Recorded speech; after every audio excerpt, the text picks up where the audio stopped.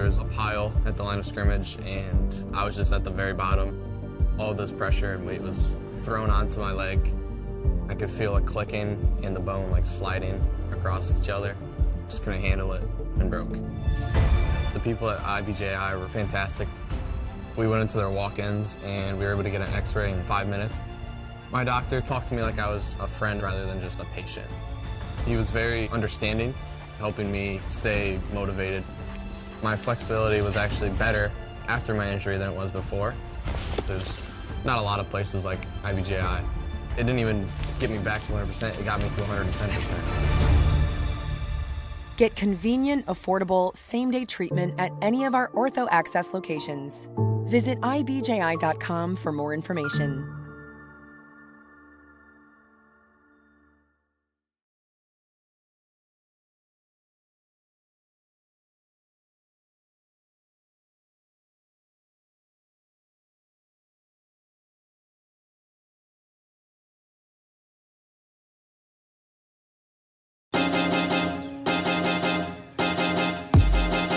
High school sports fans, relive your favorite moments. Just click the shopping cart below the video player to get your digital copy today. Because bad behavior by fans, especially adults, has caused a shortage of game officials across the country. You see, without officials, we can't have sports. Don't let this become reality. It's time for a change. Let's bench bad behavior for good.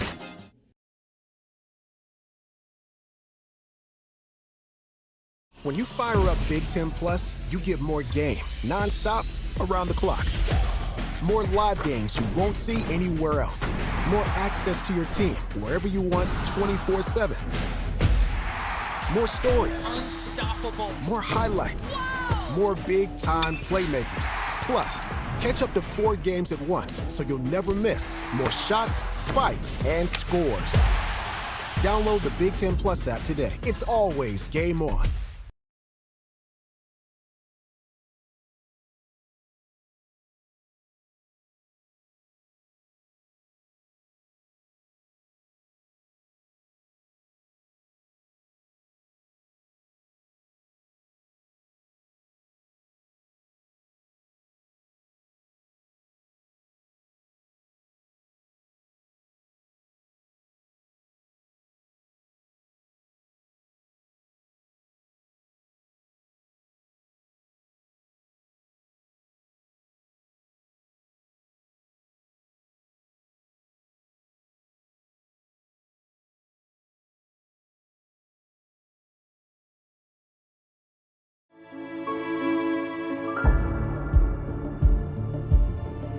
There was a pile at the line of scrimmage, and I was just at the very bottom. All this pressure and weight was thrown onto my leg. I could feel it clicking and the bone like sliding across each other. Just couldn't handle it and broke. The people at IBJI were fantastic. We went into their walk-ins and we were able to get an x-ray in 5 minutes. My doctor talked to me like I was a friend rather than just a patient. He was very understanding, helping me stay motivated. My flexibility was actually better after my injury than it was before.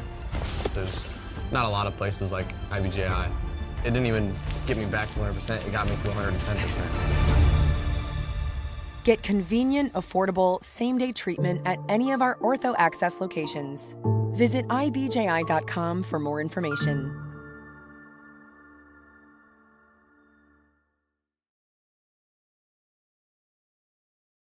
A deal for me? A deal for everyone! 13 East Van Buren Street, Joliet, Illinois.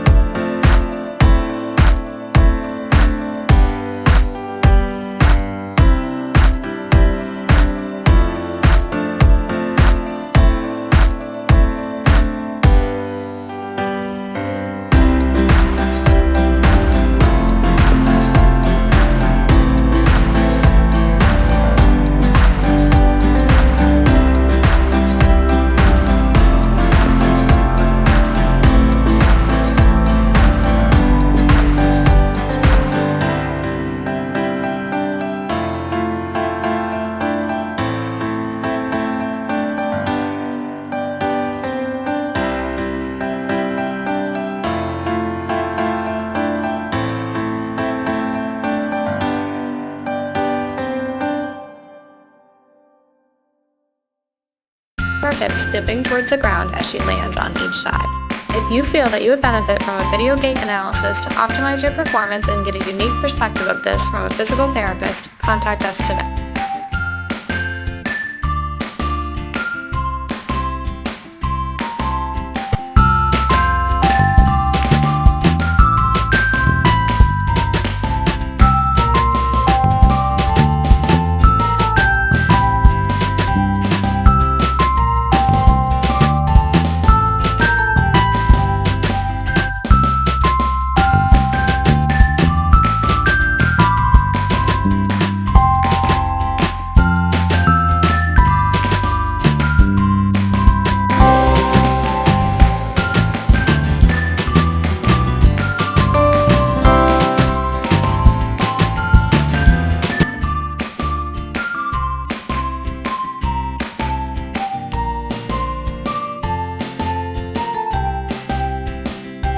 I get to do so many fun things with athletes. Being an athlete myself, it's nice to kind of be back into an athletic setting.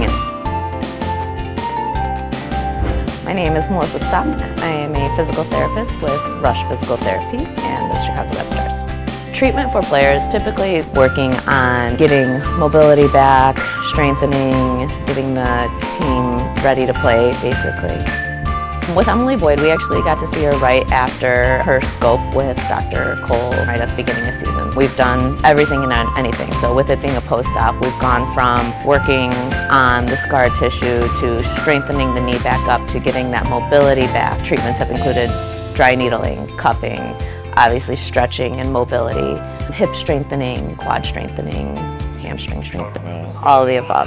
I think physical therapy has helped me continue to just be healthy as a human, not an athlete, because when we have injuries and problems, and we just let them go, they never really get better. So for me, physical therapy has helped me a lot just as a human being.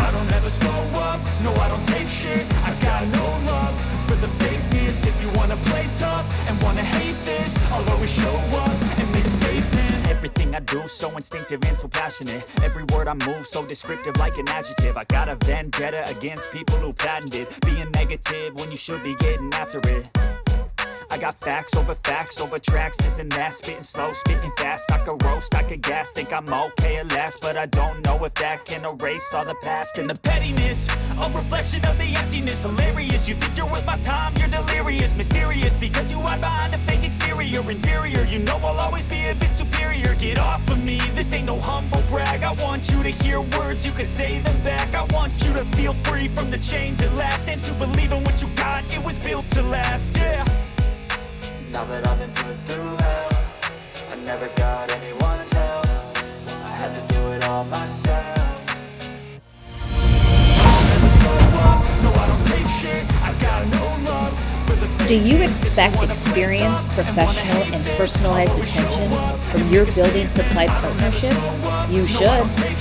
Are you getting the specific attention you need to help your business grow? You can. Introducing ICO Roof Pro and Grow through Richard's Building Supply.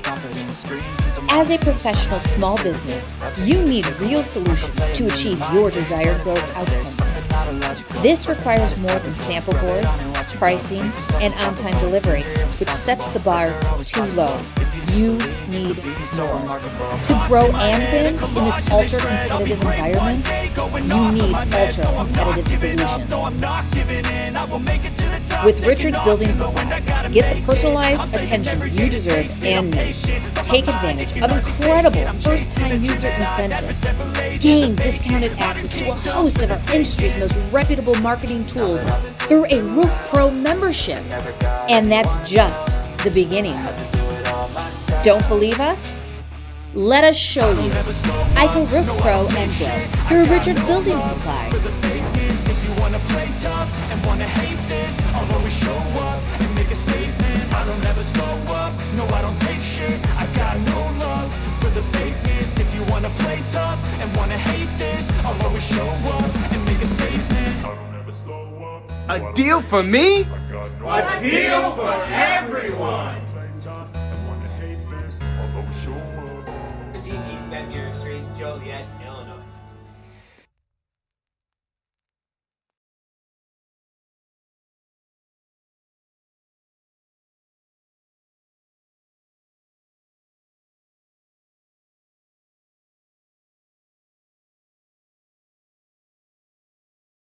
The customer service has just blown us away. I have never reached out and not gotten a response within a couple hours, honestly. Like every single time, it's immediate. It's to the right people that know the answer. Like it's not even, hey, let me look into that. It's an answer right away, whether it be something that they know they need to fix or, hey, this is how you do it.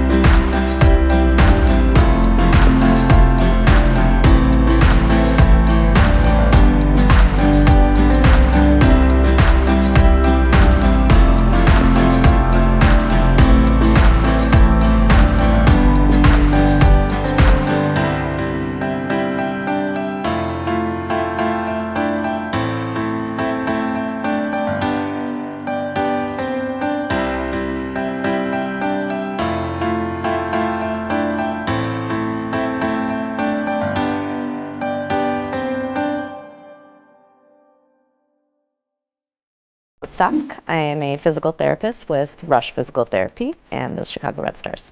Treatment for players typically is working on getting mobility back, strengthening, getting the team ready to play, basically. With Emily Boyd, we actually got to see her right after her scope with Dr. Cole right at the beginning of the season. We've done everything and anything. So with it being a post-op, we've gone from working on the scar tissue to strengthening the knee back up to getting that mobility back. Treatments have included dry needling, cupping, obviously stretching and mobility, hip strengthening, quad strengthening, hamstring strengthening, all of the above. I think physical therapy has helped me continue to just be healthy as a human, not an athlete, because when we have injuries and problems, and we just let them go, they never really get better. So for me, physical therapy's helped me a lot just as a human being.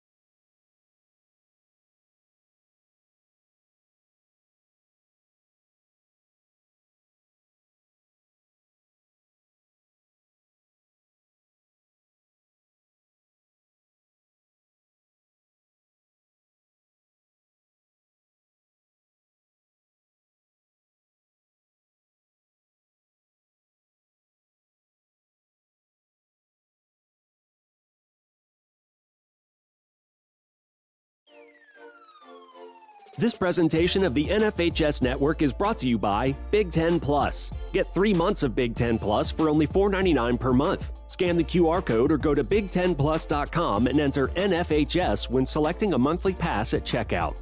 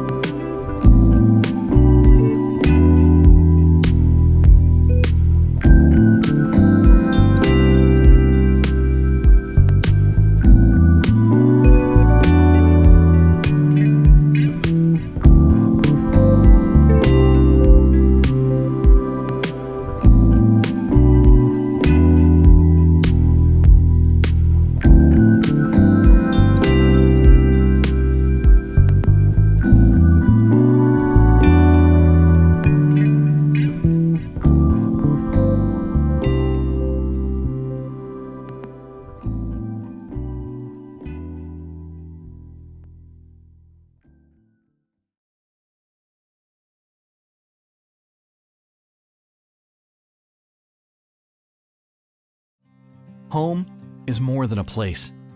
It's full of the people and moments that matter most. Providing for loved ones, expanding your horizons, or simply living the life you love. With all you have to protect, choose insurance you can count on so you can experience more of what you live for. Country Financial. Experience more.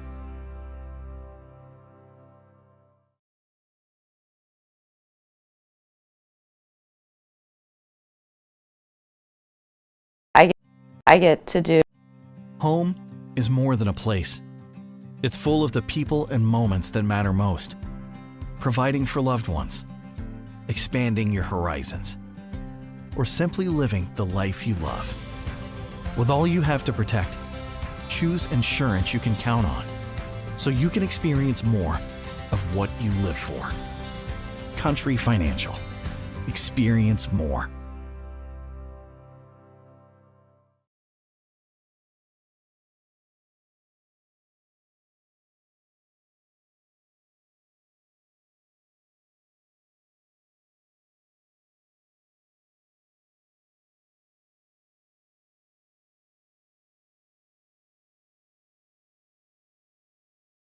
Whether you're buying or building your first home, moving to a bigger home, or downsizing, Forum Credit Union has flexible home loan options to fit your needs. Plus, Forum's experienced advisors will help you every step of the way, making the entire process easy. Visit forumcu.com or stop by any Forum Credit Union location to learn how our team can get you into your dream home this year.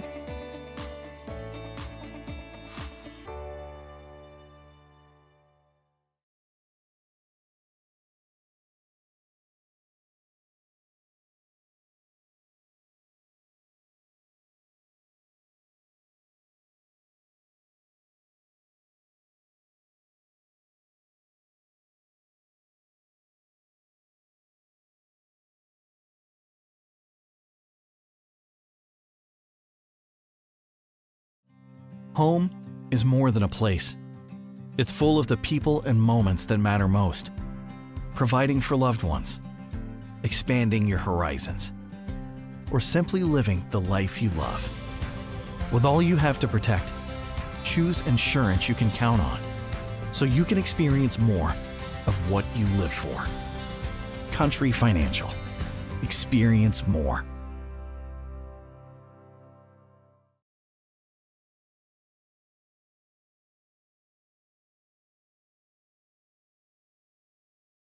I get to do. Home is more than a place. It's full of the people and moments that matter most. Providing for loved ones, expanding your horizons, or simply living the life you love. With all you have to protect, choose insurance you can count on so you can experience more of what you live for. Country Financial. Experience more.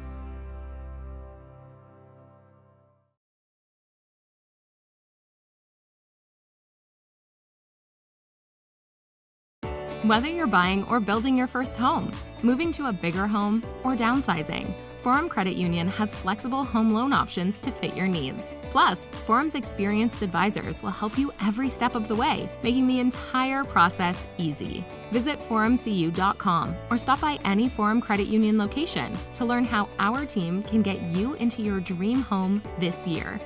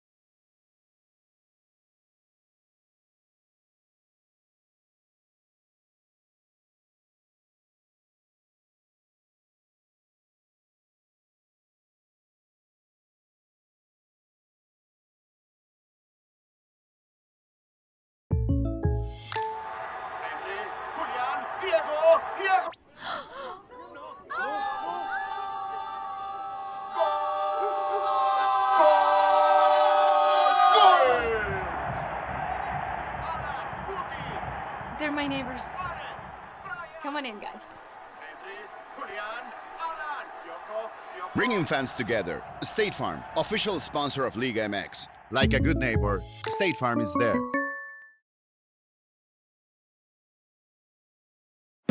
Some people see a dollar. Others see potential. That's because every dollar you invest today, buddy, with a little bit of patience, could be worth $36 in the future. Imagine the potential of all your dollars. The financial wellness app Acorns makes it so easy to save and invest. So download Acorns and give your money a chance to make a whole bunch of little money babies. Acorns, grow your oak.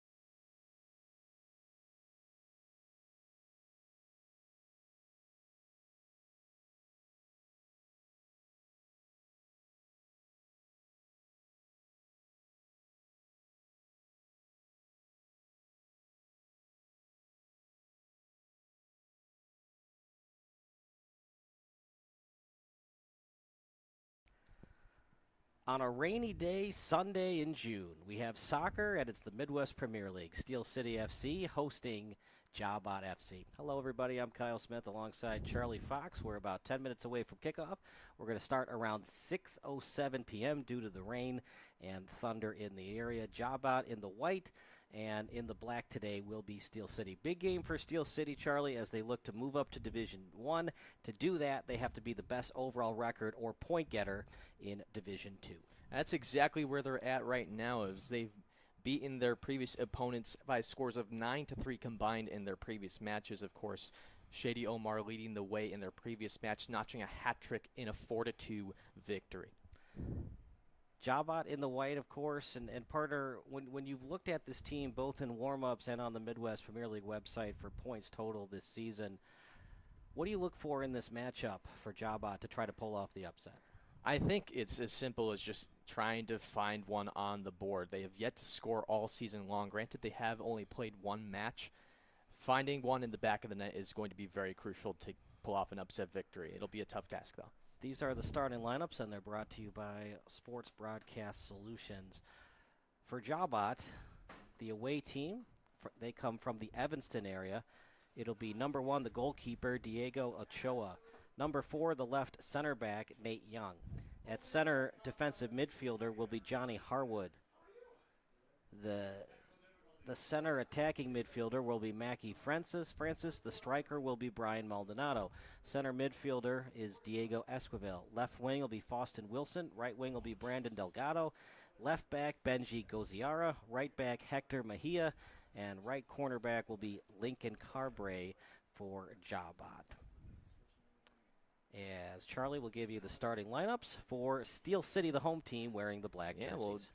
We'll get Eric Carvajal in net, and then the defenders will be Pavel Valchev, Justin Darlage, Jasper Waddington, and Ethan Gordon. And then in midfield we'll have Rodrigo Munoz, Trey Adams, Peter Sorich, and Christian Baumgartner. And then up front will be Diego Camarera. All right, partner, thank you so much. And this is a Steel City team. A couple years ago they were in Division 1.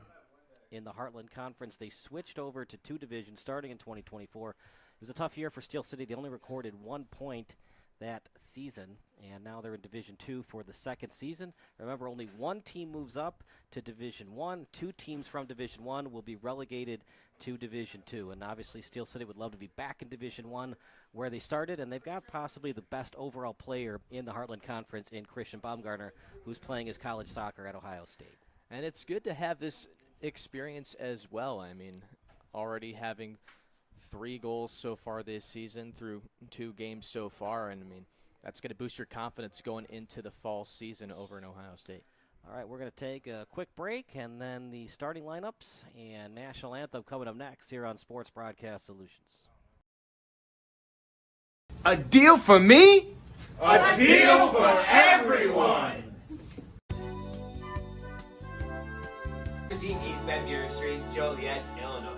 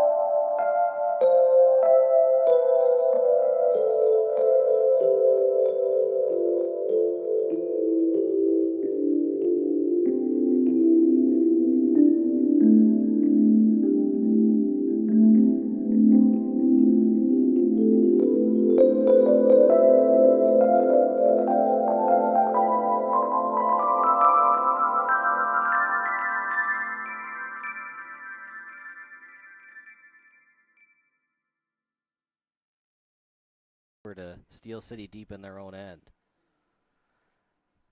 With your experience with the game of soccer, Charlie, on a game like this, we're playing on turf. It rained for about an hour, poured for 20 minutes, then drizzled for the remaining 40. How is that going to factor into the final result of today's soccer game? Well, you know, as much rain as we got, it looks like the ball's traveling pretty well. And with it being turf, we're going to get a lot crisper passes. It's going to be a faster-paced game than what you'd see on grass. And it looks like both teams are trying to get engaged on what formations we're working with right now and kind of gauging space from there. But again, Steel City dominating possession as of thus far. Decent hang time on that kick, and stealing it away briefly was Harwood. Once again, Steel City winning the ball possession battle right now, but it'll be a throw-in coming up for JaHbat. It'll be Bernie Cozier to take the throw-in. Throw-in on the far side of the pitch, stolen away by Steel City. As right on target with the pass, but Darlage was not exactly ready for it. Over to midfield. There's the train. The train has it as Baumgartner's pass right on target. But it's going to be offside against Steel City. Yeah, that was Camarena just a little bit early on his run. And Baumgartner didn't get the pass in time, and as a result, possession will switch. One of the few times JaHbat has had the ball. Good job, Steel City, early on with ball possession. And an ill-advised patch. Sorge read it all the way, but once again, JaHbat gets it back. As back and forth, bad passes from both teams. Good through ball, chance for JaHbat, shot, save, loose ball, own goal. Little ping-pong action right there. Carvajal with the save, and then an own goal against Steel City. Early 1-0 lead for JaHbat. And what a run from Mackay Francis in midfield. Just kept on going. A fantastic save by Carvajal. And like we just saw, friendly fire. And we're not even 3 minutes into the game. And JaHbat with the early 1-0 lead. Trying to play spoilers early here. Yeah, partner, we're not even in the 4th minute yet. As there's still 2:58 on the clock. And so who are we going to credit that goal, partner, even though technically it was an own goal against Steel City? Yeah, like I said, Mackay Francis took that initial shot. So we'll credit to the shooter, not the closest rebound attempt. Francis credited for the goal. And then who did it go off of? The Steel City player. Couldn't tell from that angle. Watching our replay in a second. It might have been Valchev, number 6. If he's the right center back for Steel City. And Shady Omar looks like he's up front wearing number 7. We didn't quite get jersey confirmation on Shady right before kickoff, but he was the one too that had that run that ended up resulting in offside off of that Baumgartner through ball. Steel City would like to thank its presenting partner, Ozinga. Ozinga is a 4th-generation, family-owned American business. Like that was Trey Adams, I believe it went off of. Support businesses that support Steel City, including Hella Obscura, John Wright State Farm Agency, and Always Home Real Estate Services. When Steel City travels, it travels with DRC Buick GMC in Joliet. DRC is a leader in supporting Joliet, servicing the area for over 30 years with all their car buying and servicing needs. And Midwest Orthopedics at Rush, the highest-ranked orthopedic program in Illinois, is proud to serve the Joliet community. To be your best, see the best. Decent through ball on the far side of the pitch, and JaHbat looking to take an early 2-0 lead. They'll reset to the midfielders. Steel City winning the ball possession battle, but sometimes in soccer, Charlie, all you need is one break to go your way, and JaHbat with the 1-0 lead. Absolutely, and I like how they're controlling the pace so far. It was a quick through ball, and it looked like they could have a fast scoring chance. But again, keeping control of possession will be crucial against a team that has as much firepower as Steel City does. And a steal by Darlage, trying to find Baumgartner. Right-footed pass off the foot of Harwood. And to the far side of the pitch, through ball, and trying to feed it to Munyenza, but reading it all the way was Carvajal, as the goalkeeper gets out of his box to read the intending pass.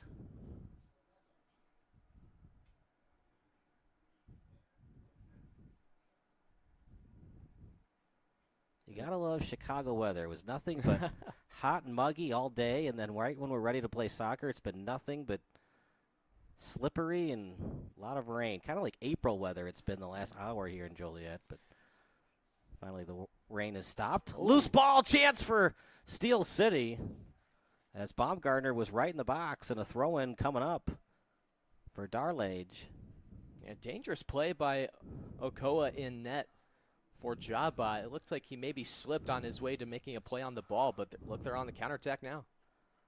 Through ball, but Steel City had numbers, and that should be a foul, and is.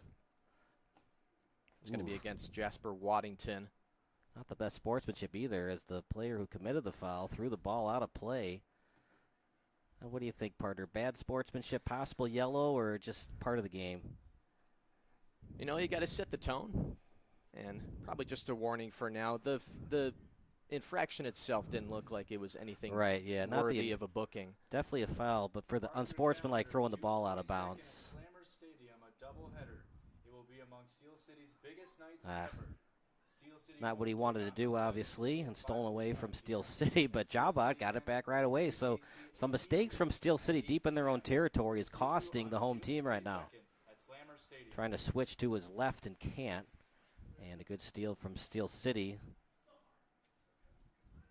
And I would keep an eye on Brian Delgado on the right, number 18. He has big bursts of speed coming from that right wing and almost had a good scoring chance off his weak foot.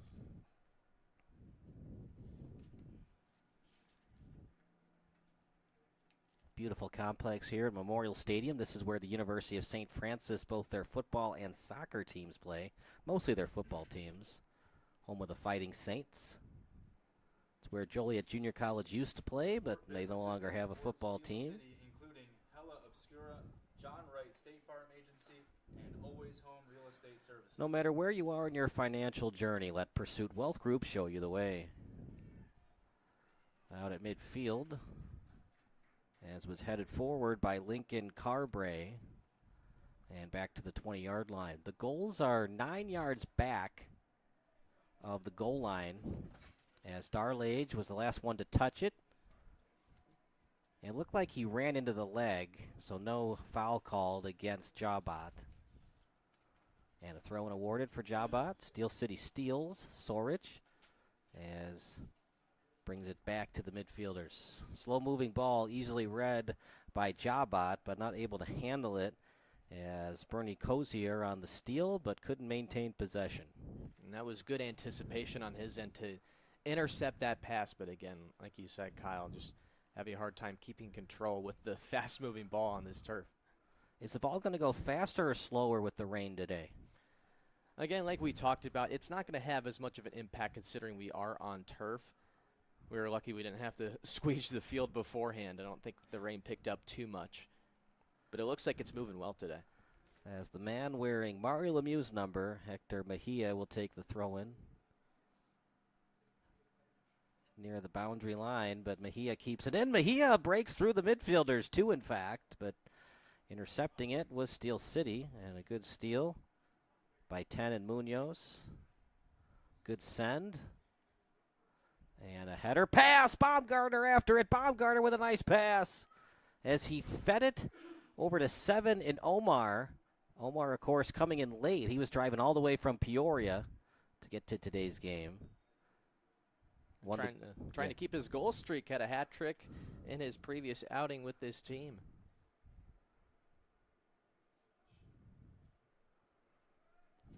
As they'll reset right at the midway line. So when the goal is 9 yards back of the goal line, so when we say he's at the 20, means he's about 29 yards away from the goal.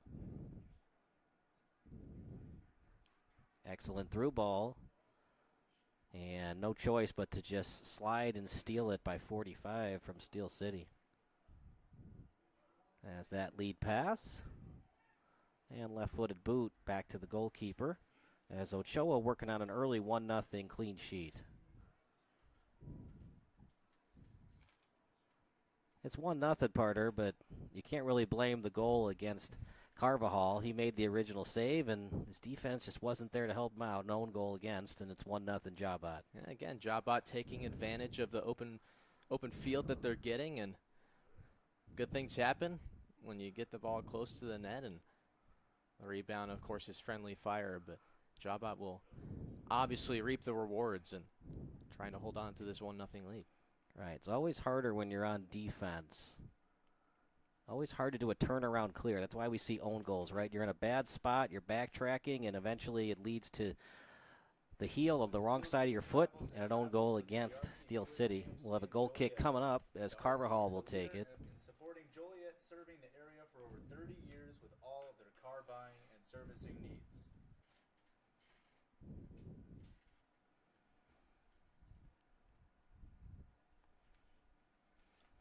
Decides not to punt and just offloads it off to one of his defensemen. As Darlage gets it from the send off his head. Here comes Darlage. And they're going to say offside on Darlage. Darlage wanted a late push, but it looked like they called the offside before any foul could have occurred. Yeah, again, half a step too early, like we saw with Shady Omar. And again, offsides can only be called if it's on the half of field where you're going up against the goal. So that's obviously where Darlage was making his run, and he was behind the last defender. Hence the offside ruling. For people that are watching, especially the younger generation that like soccer but they don't know all the rules, what does offside mean? Offside means you have to be behind the last defender, or well, not behind, but alongside of or in front of the last defender before the pass is played towards you. Right. So right now, Sanjay Omar, he's in a perfect position right now to receive a pass. But if he's behind those defenders once he receives the pass, that's still okay. As long as before the ball is kicked, you stay behind that last line of defense, like we see right here. Oh, nice slide tackle at the last second. JaHbat taking it to Steel City early on. Crosser attempt. JaHbat remains in possession. It goes off the side of the net and in frustration puts the jersey over his nose. I think that was better defense from Steel City. Forced the offensive player into a tough angle and nowhere to go but the side of the net. That was Delgado again making a run from the right wing, and I believe that slide tackle was by Pavel Valchev, number 6. So Valchev is either 6 or 45. Ethan Gordon, excuse me. 45. Ethan Gordon has put on a good show the last 2 home games. This is the second one for Steel City this season. They won their opening match. It was a home match against FC Select. They won that one 5-1. As a corner kick coming up for Steel City.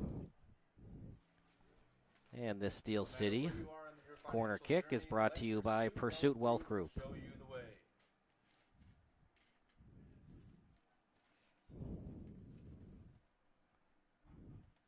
Good hang time. Header, chance in the box, and headed away by JaHbat. Set piece good by Steel City, but better defense by the visiting team. And with corners, you'll see the defenders stack up on the goal line, and Nate Young heads that one away. Good pass. Still a chance. Omar shot blocked. Blocked in a beauty. Putting your body in the way to help out your teammates. And that was Young again. Through ball as Gordon was trying to get it. But a good pass right on target to Maldonado. Maldonado with it. Lefty kick and read well and easily by Carvajal. And he decides to not put it on the pitch and just lets his defenseman in Munoz to take it. Midwest Orthopedics at Rush, the highest ranked orthopedic program in Illinois, is proud to serve the Joliet community. Strength and Rehab is the #1 chiropractic clinic in the Lincoln Way area for all age groups. Whether you're a desk worker or a high-level athlete, Rebuild Strength and Rehab has the treatment you need. Darlage gets it.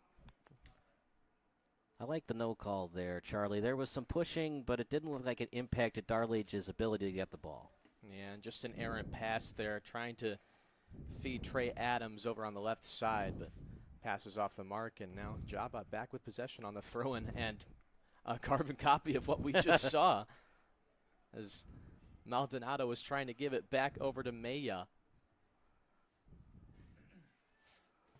Munoz tried to play with his foot. on the boundary. And we play on. He just ran into Mejia. No foul. We play on. Chance for JaHbat. Through ball read well by Steel City. It was a through ball attempt from Maldonado and a foul committed by JaHbat.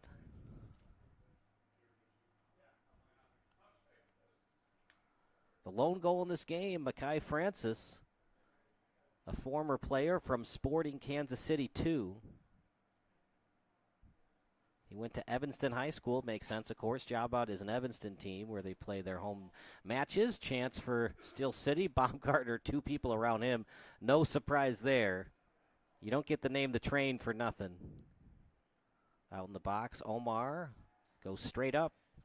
Header attempt and a good one from Sorich. Trying to get it to Omar. Still in the box. Cleared by JaHbat. And Trey Adams will go after it. Now Maldonado after it. Kicked away.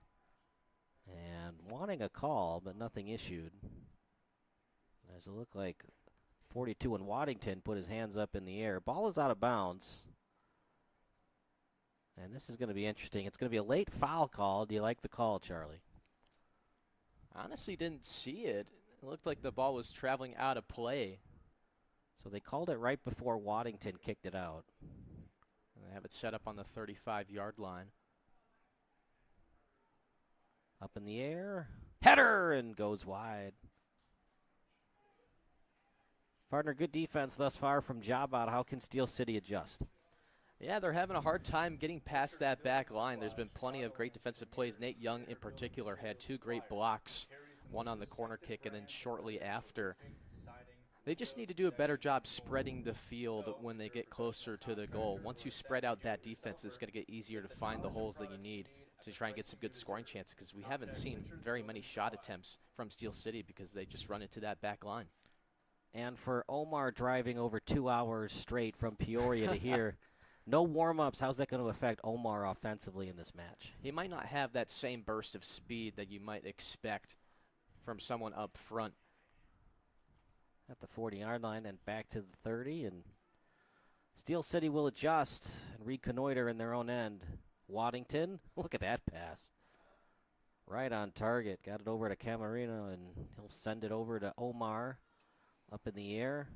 After it is Francis, the lone goal of this match. Through ball. And no choice but the goalkeeper in Carvajal to take it. And he'll just do a quick underhand pass on the far side. Heads up play by Carvajal as well. He knows he can win this foot race and easily scoops that one up. Otherwise, that's a fast break for JaHbat. In between 2 defenders, JaHbat able to get it off the left foot, sending it back near the 30-yard line. Out near the boundary, turnaround kick, and a good one from Cozier. But a through ball coming up for Steel City.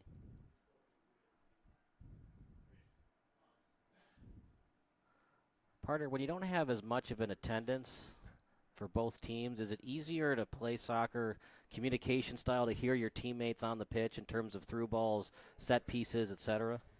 You know, it depends on who you ask. Sometimes you can feed off of the crowd getting into it. But again, even with an attendance like this, you can still hear some of the receptiveness of the fans. So it plays some sort of part, but I think no matter what, you can hear your teammates relatively well. Gordon, slow-moving ball over to Darlage out in the box. Gordon was the closest Steel City player to it.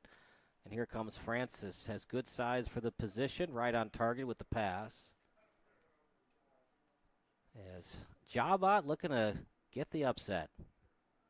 And for Steel City, you want at least 1 point. What's the old saying in soccer? You want to go 750 or better winning percentage at home, especially in a smaller sample size like the Midwest Premier League season. You want to go 500 or better on the road. And I do love in soccer you get 3 points for a win and only 1 point for a draw, so trying to win is so important. And as we get later on in the season, will the chess game come into play? Will some of these coaches, even though it's a tie game, will they try to push for the victory to get the 3 points instead of the 1? I don't think the NHL will ever switch to that, but it's always an interesting decision. Will they go to 3 points for a win? I was going to say they should maybe take some notes from how soccer's doing it all across the world. There's been talks, of course, where you have 3 points for a regulation win and then 2 for an post or past regulation, so overtime or shootout win. That, of course, would rewrite some many point records in the NHL.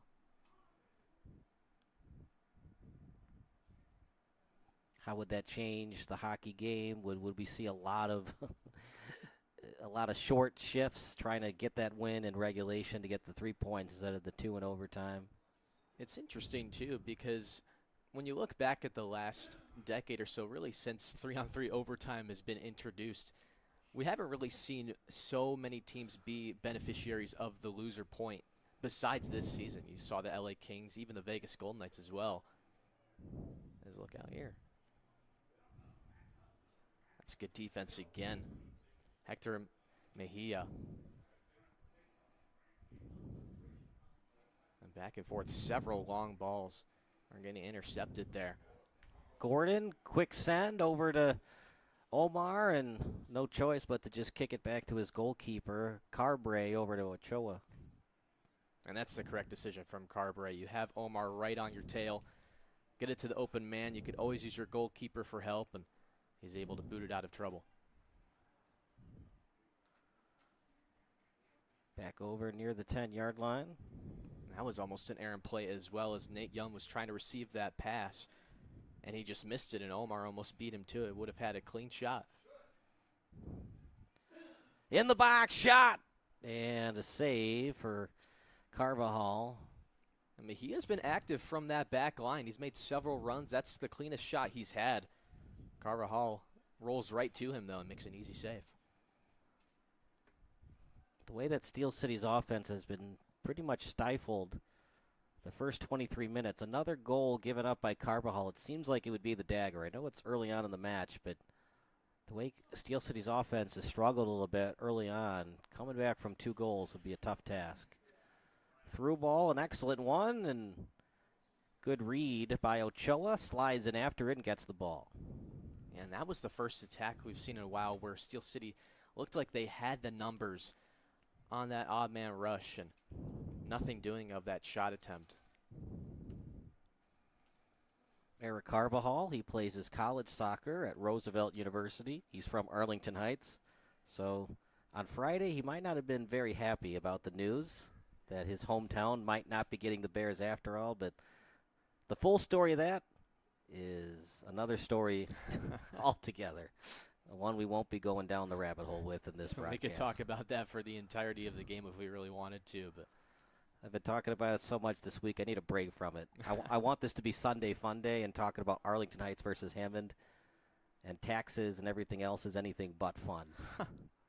Property taxes versus no property taxes.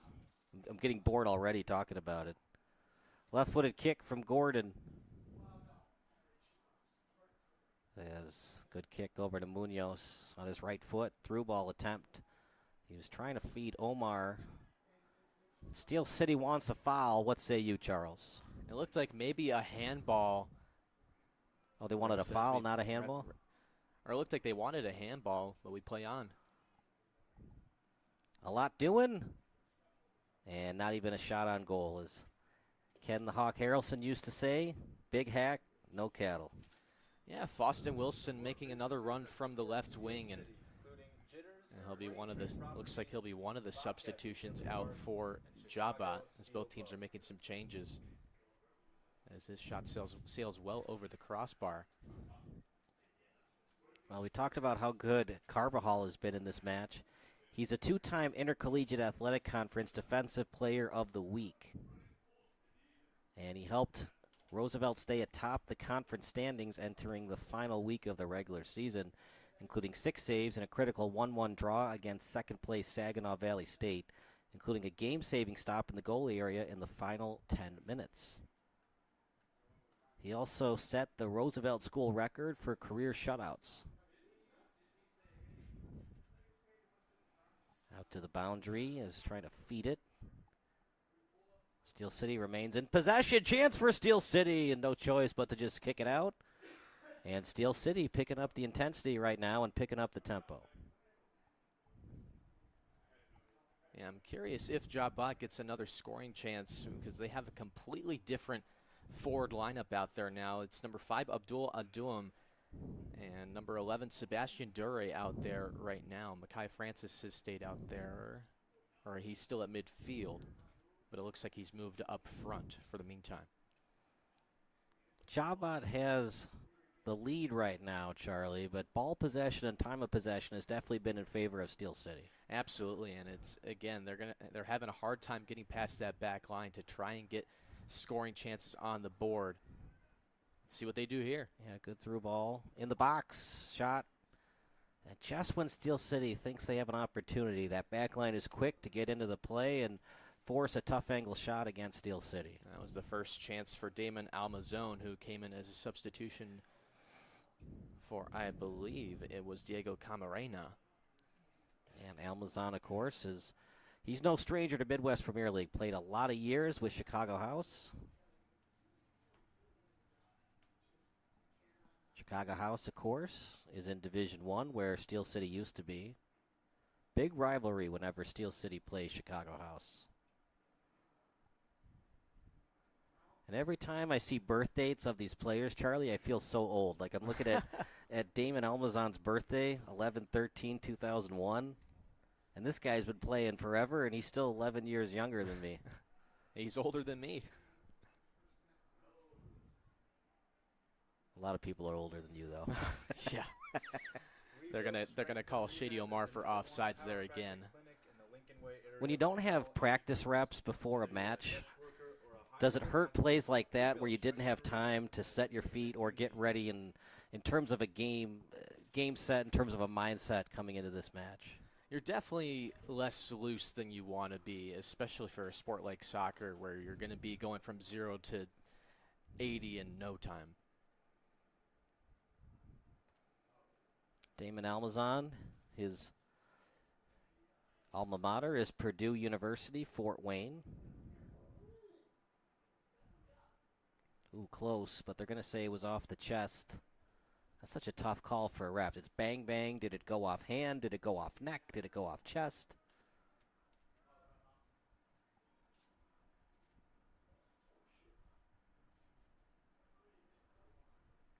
And some of these refs for soccer are so in shape. Some of them run marathons and 5Ks. A lot of running you got to do as a ref in soccer.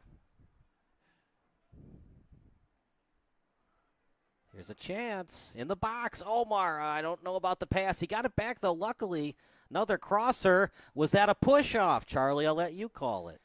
Yeah, it looked like, I mean, you're obviously going to try and sell the call, especially if you're in the box like that. But, again, I think he's just trying to get a shot or a pass attempt off and maybe losing his balance.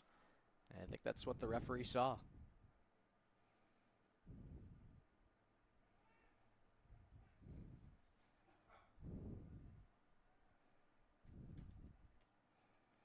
Again, Omar's had a few runs spoiled due to offsides, but it's probably the best chance he's had all game so far.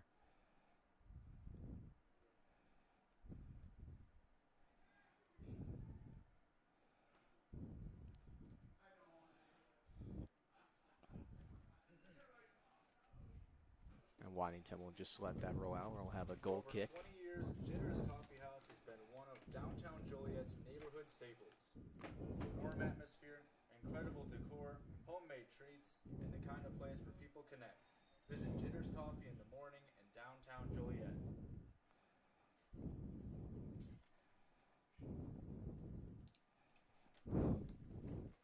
And we got a player down on the field. That's Trey Adams, who's holding his leg. He's able to get up with some help.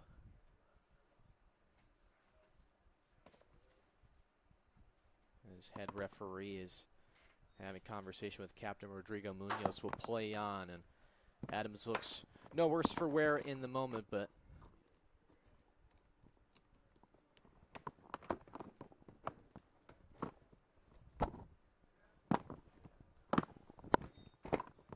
again, JaHbat still holding on to that 1-0 lead. JaHbat, excuse me.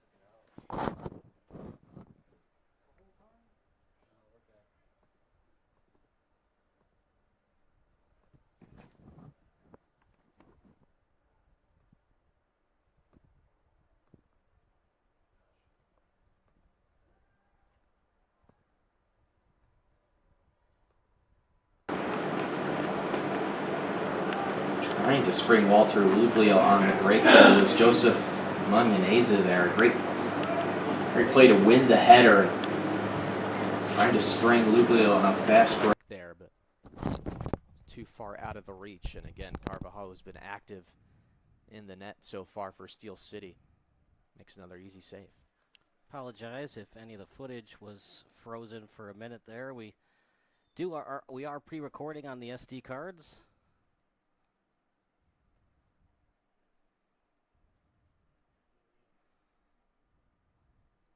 And we are going to get a substitution for Steel City. Shady Omar will take a seat, and it looks like it's going to be Quinn Clayton taking his place up front.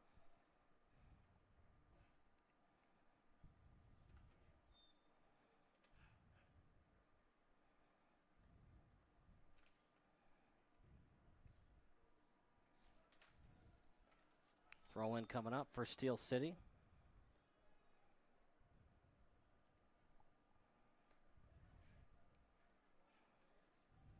Nope, it's going to be Mejia instead.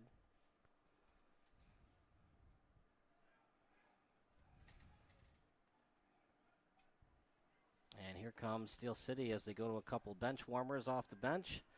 And a push, and they're going to call a foul. And we're going to get our first card. That's going to be against Abdul Adoum. And that's the most blatant foul we've seen so far. And that's an easy call for the referee. Yellow card to JaHbat FC, brought to you by Hella Obscura.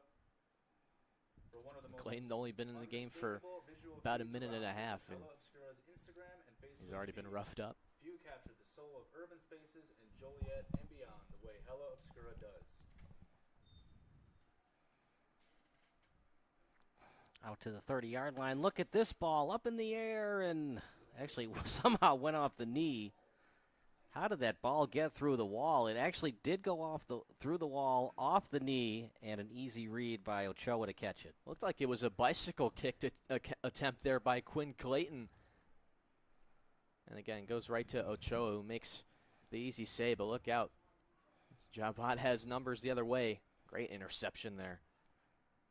Darlage, and because it was from Darlage, the goalkeeper cannot pick it up. Do you like that rule, Charlie, or eventually should we change the rule where if your teammate kicks it to you, the goalkeeper can pick it up?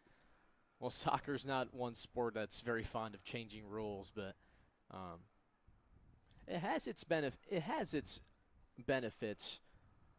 There was one game that I played back when I played travel where that happened against us, and we had a free kick and ended up scoring on it. We have an injured player over near the 40-yard line.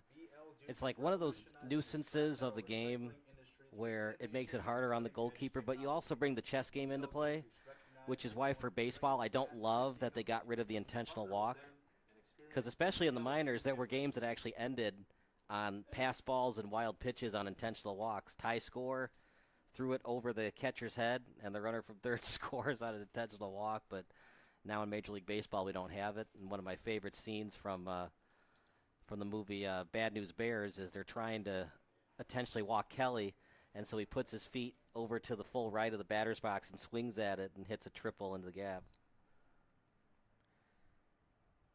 But we don't have that in baseball anymore. You just tell the home plate umpire 4, and the batter goes to first base. 10 minutes to go in the first half. Yeah, Reven Del Pilar was the man that was down for JaHbat. He's on the near side sidelines right now.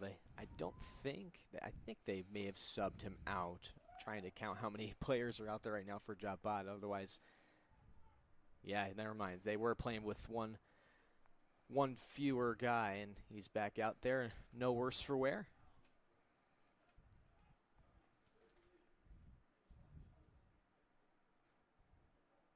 If you're Steel City, how do you try to recover from that own goal that you gave up and just try your best to get back in this match and notch a victory? It's almost as if you can't really have a memory when you're playing these games like that and something like that happens, because all that matters is your next shot. It doesn't matter what happened in the past. Now you're down by 1, you've got to tie it up. You just have to keep going forward. Efficiency.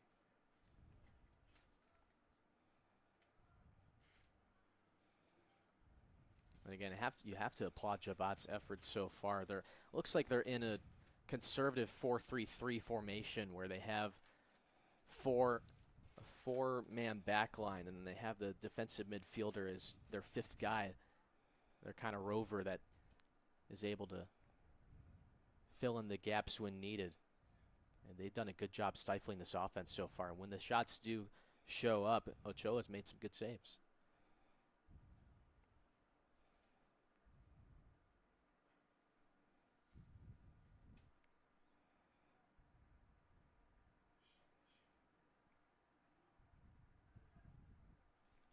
Munoz takes it himself.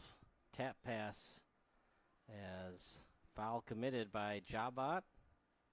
And a little tug of the jersey there on Munoz. It looked like it was by Francis.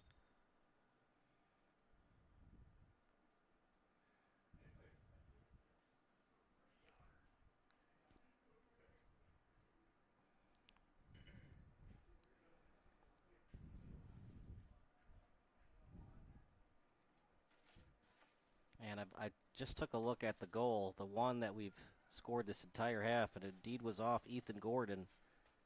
And that's all she wrote thus far. We play on. Tough call, but I think that the offensive player in Lugio was starting to fall down before any contact was made with his foot. Yeah, got tangled up there with Waddington, and we are going to get another yellow card. I don't know who was gestured to. It might have been to Francis, because that's who he was walking towards. Or maybe it was to Darlidge? He looks like he's having a current conversation with the referee. And JaHbat still has possession.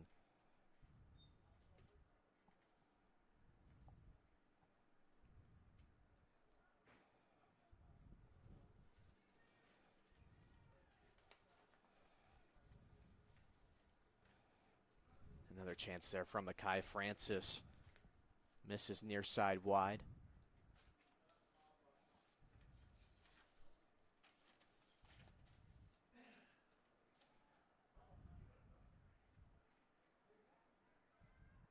Through ball and a good one for Darlidge. As a crosser, a chance, and just couldn't get it on net. Still in the box, though. Chance for Steel City. In the box. And a slew of JaHbat defenders were there to greet 34. Meanwhile, the other way we go. Ascend. And let's see if Carvajal wants to pick it up. Instead, it'll be a throw-in coming up for Steel City. Again, JaHbat doing a great job collapsing on defense and not allowing those second chances for Steel City. That first attempt just missed by Quinn Clayton, as that was the intended passing target there by Darlidge on the initial rush there. And from that point on, JaHbat had the numbers going forward.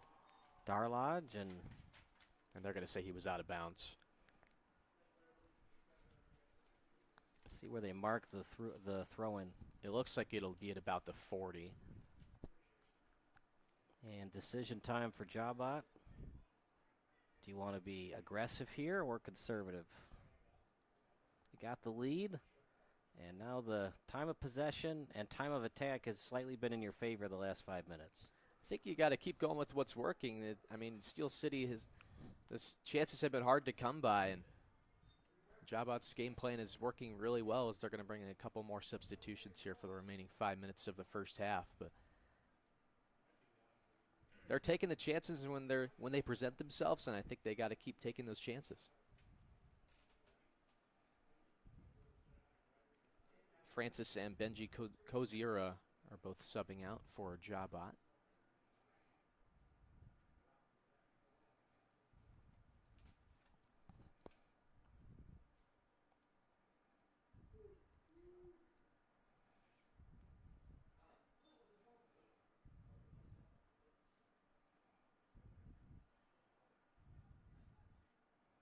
Over near midfield. And it's Sebastian Dure, number 11, and Gabe Warner-Fong, number 3, who are now in the game for JaHbat. On the far boundary, Adams. Tap kick headed forward. Oh, man. Difference between a high school player and a semi-pro soccer player.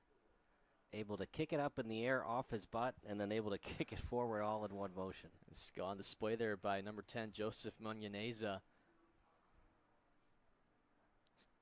And I think Steel City would love to have a goal right before halftime just to get JaHbat to be thinking about it a little bit. Not just to have the tie, but try to get the momentum back.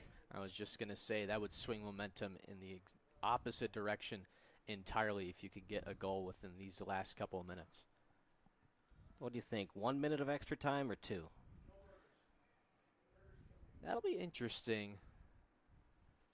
It's really a toss-up between one or the other. Look at that through ball. Darlad shot. Big time save. Ochoa at point-blank range makes a fabulous save. And he played this absolutely perfectly, Kyle. A fantastic through ball, a little give and go between Darlidge and Clayton. And Darlidge only had Ochoa to beat, and Ochoa plays this perfectly, just gets his body in front of the ball and makes a fantastic save with his legs. And they're going to say it was last touch by Steel City, so goal kick coming up. And I think off the ricochet of the save, it went off of Darlidge again. So not only is a save made, yep, at the last second, it was off the feet of Darlidge on the redirection. They can't even get the set piece off the save. Just a lot of things going the way of JaHbat. Shots on goal is definitely advantage Steel City, but goalkeeping, arguably Ochoa's been just a little bit better than Carvajal. And again, like we talked about earlier in this half, you can't blame Carvajal on the goal because it was a self-inflicted wound. He made the first initial save, and fortunately a bad bounce leads it to going in the back of your net. Gordon, who gave up that own goal. And a tap kick over to the boundary, Darlidge. And off the chest. Ooh, you're going to feel that in the morning. Gabe Warner-Fong trying to shake it off. This Steel City corner kick is brought to you by Pursuit Wealth Of course, Group. Make this some corner noise. kick is brought to you by Pursuit Wealth Group. Might be the last set piece for either team in this first half. Second corner of the match here for Steel City. Headed away and still in danger territory, though. Pretty much whiffed on the clear attempt. And another chance for Steel City. Header. And from 15 yards out, the field goal was good, but the kick was way too high. And if only we were playing football.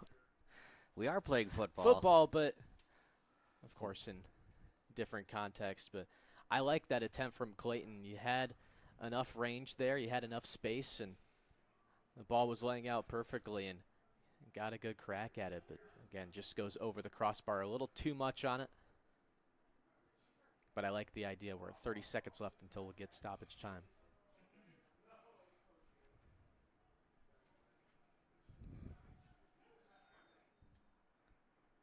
And that's a pretty easy foul to call for the referees. Getting tangled up there was Gordon and Del Pilar.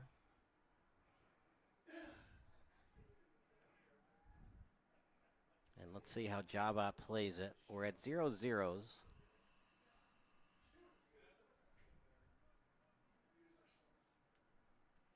We have entered first half stoppage time.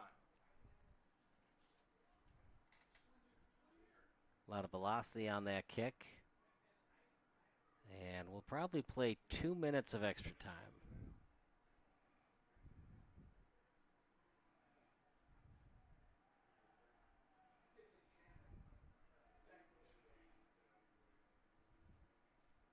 They're going to say last touch by Steel City. Throw in coming up.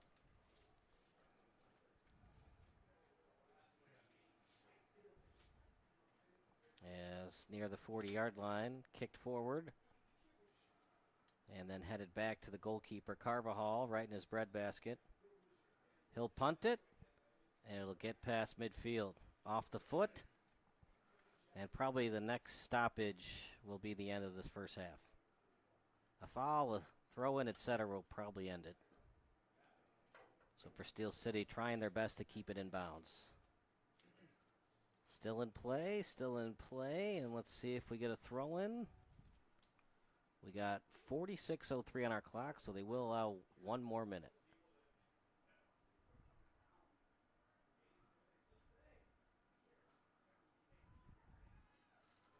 Throw-in coming up for JaHbat. If you're just joining us, an own goal, that's it. And a couple of opportunities for Steel City, including a shot by Darlodge at point-blank range, but beautiful save by Ochoa, and he's got a 1-0 clean sheet as we near halftime.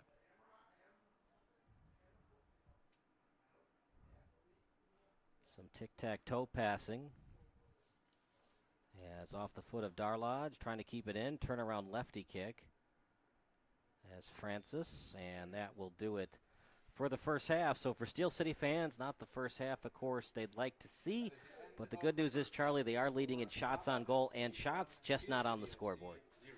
Yeah, and really one of the biggest difference makers to me so far, Kyle, is Nate Young on that back line. He just made another great play defensively to disrupt another potential scoring chance. He's been all over the field in terms of blocking shots and disrupting passing lanes, and he's big reason as to why JaHbat having control of the scoreboard going into halftime. We'll take a quick break, and more soccer action coming up next here on Sports Broadcast Solutions.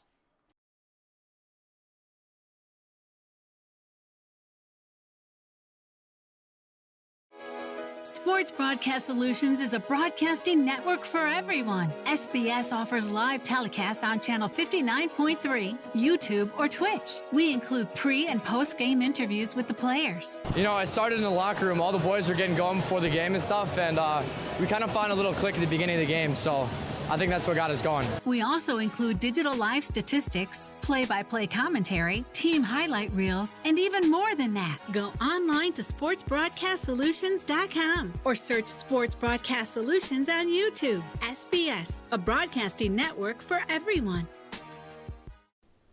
Sports Broadcast Solutions is a broadcasting network for everyone. At SBS, we offer a professional broadcasting experience for the non-professional athlete. Just like the pros, we offer everything for you. Play-by-play commentary. A no-hitter at Kane County Stadium. 15 strikeouts, 1 walk, 1 error, and that's it. Color commentary, highlight reels, recruiting videos, and much, much more. Unlike our competitors, we zoom in on the action and always have a live scoreboard with a live time code. If you're ready to have your next sporting event feel like CBS Sports, then make sure to call Sports Broadcast Solutions today. Our phone number is 330-957-7653, or you can go online to sportsbroadcastsolutions.com. SBS, a broadcasting network for everyone. Missing your child's sporting event just plain stinks. But you don't have to worry about that anymore, thanks to Sports Broadcast Solutions. SBS is a live broadcasting network, as well as covering your on-demand needs, recruiting videos, highlight reels, and much, much more. We can broadcast live to any website, and we also post as much on-demand content as you need. For more information about SBS, check out our website at sportsbroadcastsolutions.com. Sports Broadcast Solutions, a broadcasting network for everyone. Sports Broadcast Solutions is a broadcasting network for everyone. Let SBS broadcast your sporting event. We have experience and can generate excitement and permanent digital memories for your team. Tonight. That time, finally a goal for the Stampede! We have professional videographers using high-definition modern-day cameras, color analysts, and play-by-play announcers with state-of-the-art, classy graphical scoreboards to keep you updated. Plus, we have commercials to advertise your team, club, or sponsor, and us. Plus, we do pregame and postgame interviews. Hi, everybody, and welcome to the postgame show brought to you by Marion Central Catholic. My name's Kyle Smith, but my name doesn't matter. These young ladies matter. It's senior night as the Hurricanes win a battle down the stretch, 48-46. Hi, I'm Carrie Kramer. I swam 50 breast, 50 free and 100 back. Whatever your sports broadcast needs, we are at sportsbroadcastsolutions.com. Check us out and become part of the digital sporting world. Sports Broadcast Solutions is a broadcasting network for everyone. Instead of spending hundreds or thousands with all these college recruiting sites, let us put together your college highlight reel. For just a fraction of your potential college scholarship and significantly less than these recruiting services, we got this. In addition, we put together highlight reels for teams, including high school, your club team, or travel team. My teammate gave me a great pass, and I just took it. The other team slashed me, took the opportunity, saw where the goalie was weak, and I just shot it there. Solon, O'Connor, and Marsh back on defense, and Marsh gets a blowout. We got a breakaway at 2-0. A shot, and a goal! So 3-3. The power play was officially over. Whatever your sports broadcast needs, check us out at sportsbroadcastsolutions.com. Check us out and become part of the digital world. Sports Broadcast Solutions is a broadcasting network for everyone. For those of you who would like to broadcast or live stream your event, or maybe make a highlight tape but would like a sponsor to fund the event, SBS has a myriad of ways to advertise your sponsor during our broadcasts. We have commercials. We have on-air reads by the announcers. Albatross Physical Therapy and Wellness specializes in pain-free. We have graphics, and we have watermarks. Finally, Sports Broadcast Solutions can create a commercial for you or your sponsor. Whatever your sports broadcast needs, we are at sportsbroadcastsolutions.com. Check us out and become part of the digital sporting world. Sports Broadcast Solutions is a broadcasting network for everyone. For those of you that just want raw footage of your sporting event, but no play-by-play or color commentary, you just need us to live stream video from the event over the internet. We will live stream your event on YouTube on our Sports Broadcast Solutions channel. In addition, we also have a dedicated channel on YouTube for live streaming at SBS Livestream. And if you need multiple channels, we can utilize Facebook Livestream and Instagram Live on our channel as well. Options include commercials from your sponsors, professional scoreboard graphics are still available, and of course, yes, pre- and post-game interviews are available as an option if you want. We've been working really hard this whole summer and stuff. Whatever your sports broadcast needs, we are at sportsbroadcastsolutions.com. Check us out and become part of the digital sporting world. Sports Broadcast Solutions is a broadcasting network for everyone. We broadcast sporting events for people of all ages, including adult leagues, high school leagues, and kids. Complete with professional-looking graphics, broadcasters, color analysis, and commercials. We do pre- and post-game interviews with the players. In addition, Sports Broadcast Solutions does highlight films, including college recruiting reels, highlight films you'd see on sports news programs, and just simply highlight films for fun. Sports Broadcast Solutions also provides raw footage and live streams if you'd like. Subscribe to us and listen to our professional talk videos about relevant topics in the pro and college ranks. Whatever your sports broadcast needs, contact us at sportsbroadcastsolutions.com and become part of the digital world. This is Sports Broadcast Solutions, a broadcasting network for everyone. Check us out at sportsbroadcastsolutions.com and become part of the digital sporting world.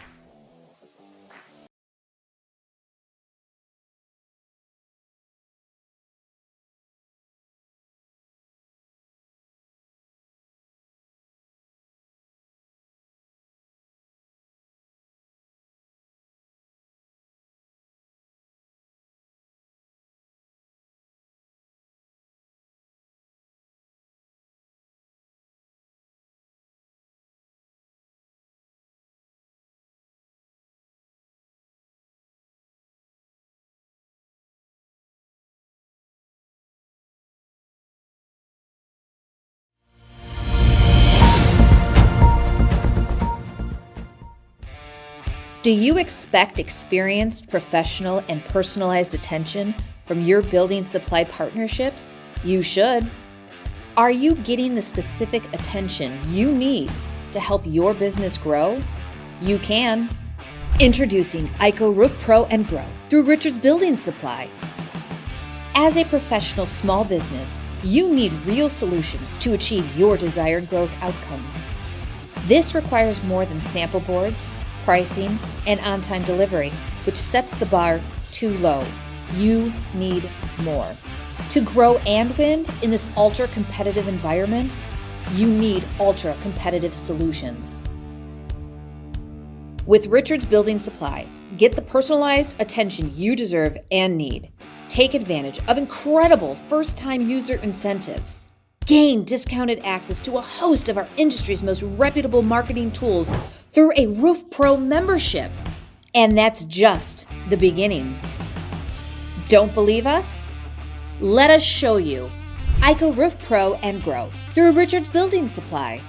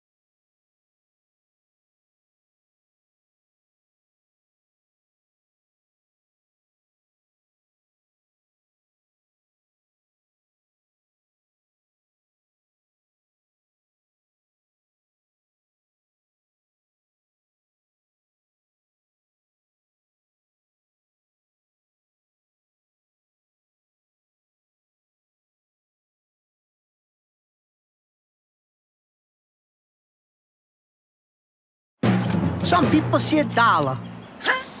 Others see potential. That's because every dollar you invest today, buddy, with a little bit of patience, could be worth $36 in the future.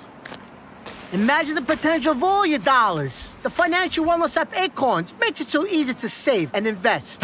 So download Acorns and give your money a chance to make a whole bunch of little money babies. Acorns, grow your oak.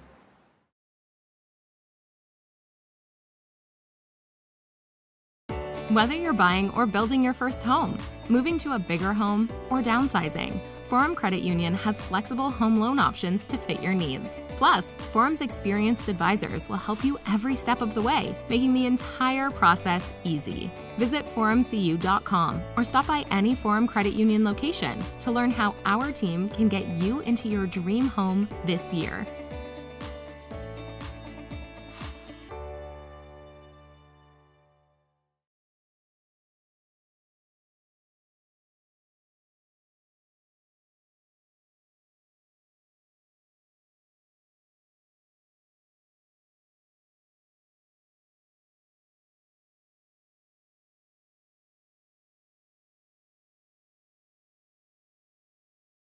When you fire up Big Ten Plus, you get more game, non-stop, around the clock.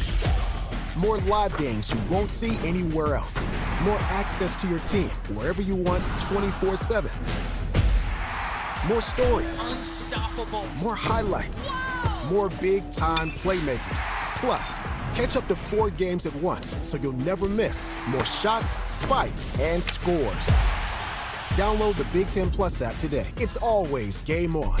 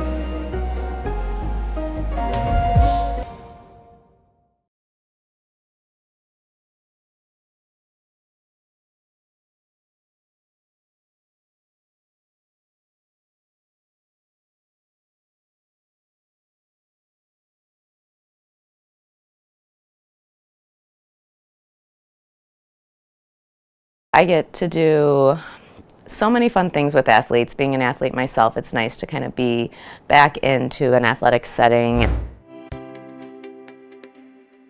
My name is Melissa Stock. I am a physical therapist with Rush Physical Therapy and the Chicago Red Stars. Treatment for players typically is working on getting mobility back, strengthening, getting the team ready to play, basically. With Emily Boyd, we actually got to see her right after her scope with Dr. Cole right at the beginning of the season. We've done everything and anything. So with it being a post-op, we've gone from working on the scar tissue to strengthening the knee back up to getting that mobility back. Treatments have included dry needling, cupping, obviously stretching and mobility, hip strengthening, quad strengthening, hamstring strengthening, all of the above.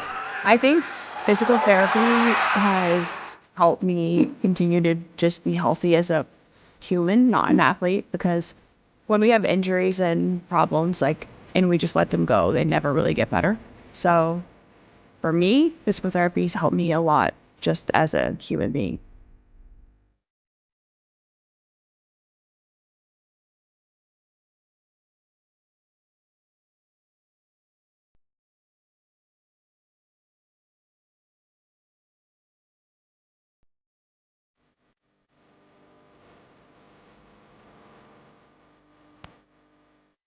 Hi, I'm Megan. I'm a physical therapist with Rush Physical Therapy. This is Tori. She'll help us demonstrate the difference between running with great form and running with potentially harmful and incorrect form. At Rush, we take 3 viewpoints of running form. From the front or anterior view, we look at the position of your legs and knees in relation to each other. With good form, you will see her knees stay straight and her legs do not cross in front of one another. With bad form, you can see her legs excessively crossing in front of one another, along with a significant amount of side-to-side movement. From the side, or lateral view, we look at bounce and stride. With good form, you will see her landing with her foot underneath her body with minimal bounce. With bad form, you can see her landing with her foot out in front of her body and bouncing a significant amount. From the back, or the posterior view, Kyle Smith alongside Charlie Fox, as it'll be JaHbat to take the second half kick. Steel City did a lot of good things offensively, partner. They just couldn't get the ball into the back of the net. Absolutely. I mean, well said there on your part, Kyle. And, I mean, like I talked about in the first half, that defensive back line has been absolutely stupendous so far for JaHbat, not allowing a lot of chances. And when those chances do come for Steel City, Ochoa has made the saves when he needs to, and that's exactly what they're going to need going into this second half. So it'll be JaHbat, the team in the white, to take the second half kickoff. Makai Francis, technically it was Ethan Gordon, because it was an own goal, but Makai Francis credited with the only goal of this match, and Steel City needs to outscore them at least 2-0 in the second half to get 3 points. And sometimes sports, especially soccer, you can simplify it for your players. Let's win the half. Because obviously, I'll win the game. It seems just so insurmountable the way their defense is going. Let's just win this half. It doesn't matter if they're better than us the next 9 halves of soccer. Just this half, we need to be better than them. And that's as simple as it has to be here for Steel City as well. Remaining 45 minutes. If you outscore your opponent by 2, simple as that. And on a day like this, we saw Gordon fall down. It's very slippery.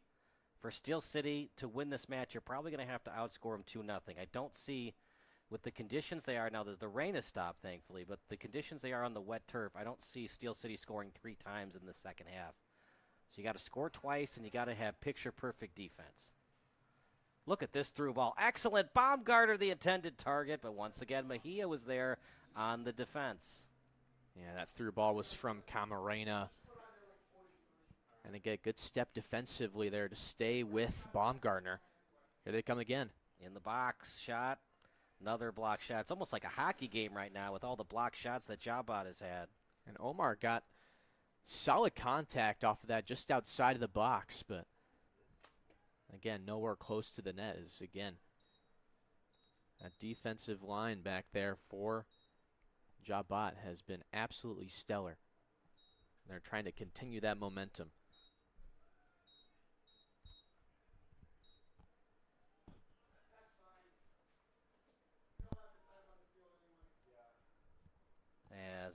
kick over to the goalkeeper in Ochoa.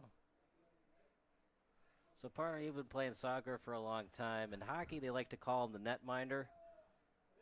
For soccer, do we call him the keeper, the goalkeeper? Here's a shot. Once again, blocked again by Nate Young. That's 2 blocks in a span of a minute.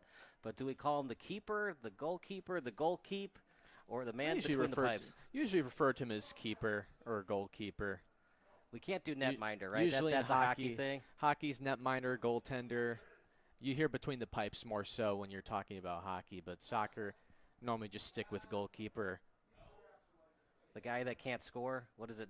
In football, it's if you can't catch, you're a cornerback, and in soccer, if you can't score goals, you play goalie. Just kidding, of course. This is a good opportunity right now for Steel City near the 5-yard line, so 14 yards away from the goal. See if he tries to go straight through the wall. I'll probably try and bend it around. Baumgartner and Omar near that far side post. Not a good one. It's just harder than it looks, right? You got 2 people in front of you, and you got to get it high enough where it goes over the head, but you also got to be accurate enough where it finds a top shelf goal. It almost looked like he was trying to go underneath the wall to try and find Baumgartner on the far side post, as Baumgartner was making a run towards the far side post and try to sneak it in far side. So you think it was more of a crosser than trying to bend it like Beckham in either corner of the net? That's what I think. Especially from taking a free kick from that tough of an angle, it's going to be hard to get it over the wall and then be able to bend it to a top corner like that. On free kicks like that, set pieces like that, in the last 50 years, who do you think the best one was at it? Is it Beckham? You can go with so many guys. Beckham's one of them. Roberto Carlos as well. Because if you think Beckham can bend it, Roberto Carlos can bend shots in any way possible. Those are the 2 that are specifically sticking out to me personally. Long range, Cristiano Ronaldo's another one. Do we consider Messi or Wayne Rooney in that conversation? You might want a more educated soccer fan. I mean, even though I played soccer as a kid, I wish I played more attention. Wayne Rooney was before your time? Well, no, I loved watching Wayne Rooney because that was probably the height of how much I paid attention to in soccer. I guess like elementary school, middle school days. But back when we had VHS tapes. Yes. You listen to music on a stereo. CD players, MP3 players. Of course. Still in play. Not a good pass, though. Got to finish, right? Soccer is such a tough game. One of the many reasons it's called the beautiful game. You can look good for a good 10 to 20 yards, but you still got to finish these plays. As much as I love hockey, some of these goals are garbage goals, like last night where it ended on a ricochet off the boards and off the skate. end boards. Soccer, you really don't see those garbage goals. Very rarely. And I forget where I heard this from, but we'll see it run there. Oh, look out. I don't know if Mejia got his foot in there, but tough call. Darlidge took a tumble. I have a conversation with the referee. Maybe just lost his footing there. Yeah, I thought he was starting to fall towards the pitch before any contact with his foot was made. Look at it one more time. Yeah, I hate the call. Not a fan of it. Pretty much the only call I've hated today. Everything else I think has been, you could make the argument either case why the refs have made it. Didn't love that one.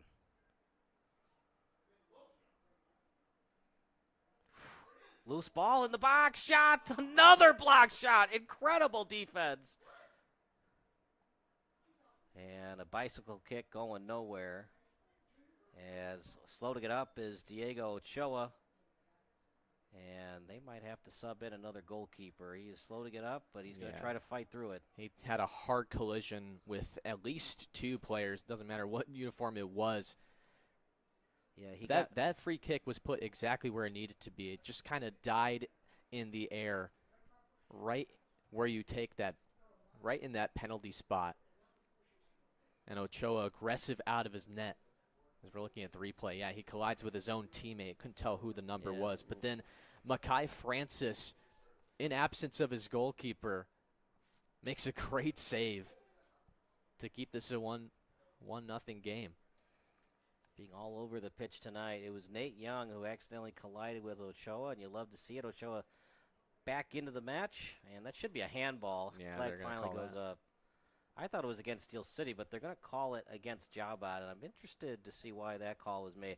Could have gone either team, honestly, as it looked like both players with their hands were near the ball. Yeah, from my vantage point, it looked like it went right off the forearm of Koziera.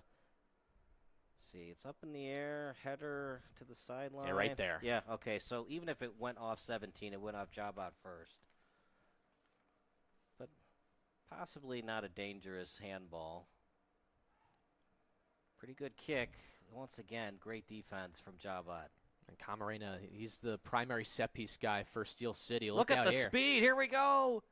A half step on the D. It's Esquivel, and a great play by Carvajal to get a piece of that and force a tough angle shot for Esquivel. Esquivel turning on the afterburners there. Splits the defense, but Carvajal one step further. Makes a great save. That's probably the toughest test he's seen, despite the goal being on board for JaHbat as we're having another look. Makes a great save with his arm. But again, love the aggressiveness from JaHbat as Esquivel, the midfielder, making a, what was that, a 50-yard run. And his team has a corner out of it. And it actually went off the foot of Carvajal in the box, off the leg, and easy clear for Steel City.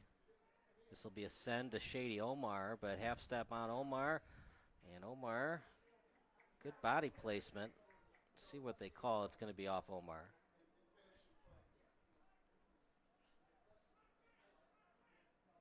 So JaHbat, even though they're up 1, they're still very aggressive on offense when they need to be. And they're playing this game exactly how they played it in the first half, so I'm glad they haven't changed anything in terms of game plan, in terms of structuring, in terms of how they want to defend against Steel City. They're going with what's working, and I'm glad to see it. And it seems like they're still getting great chances when they're coming to them, and they're trusting Ochoa when they need to.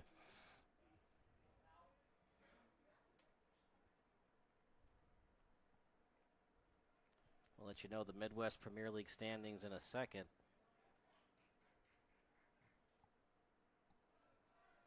For Steel City, partner, we talked about them outscoring JaHbat 2-0 in this half. Whatever you do, try to get at least 1 point. You know, we talked about that winning percentage between 650 and 750 when you're at home with a small sample size, as is the Midwest Premier League schedule. Try to get at least 1 point in this home match.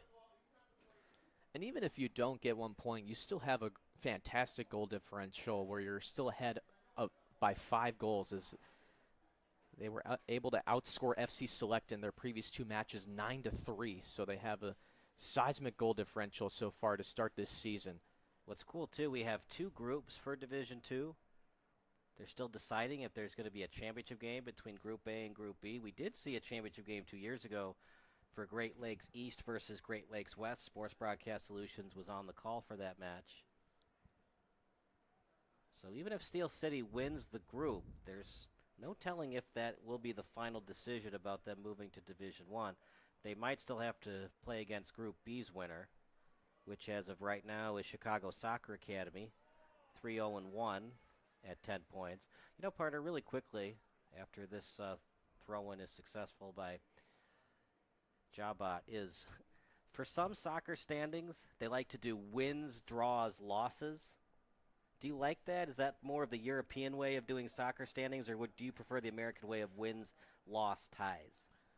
I mean, I don't really have a preference. I mean, as long as you know which one is a draw and which one's a loss, right? Yeah, you can kind of just go from there. But just one that's of those the main thing you have to know going into looking at standings like that, where it could be different depending on what league you're looking at.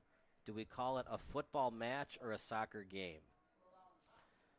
You know, I'm an in-between. Soccer match. So we interviewed a Chicago Nation player who grew up in Britain. This is a beautiful through ball, by the way, and easily played by Carvajal. And he said it's either a football match or a soccer game. You cannot combine them. It is a soccer field or a football pitch.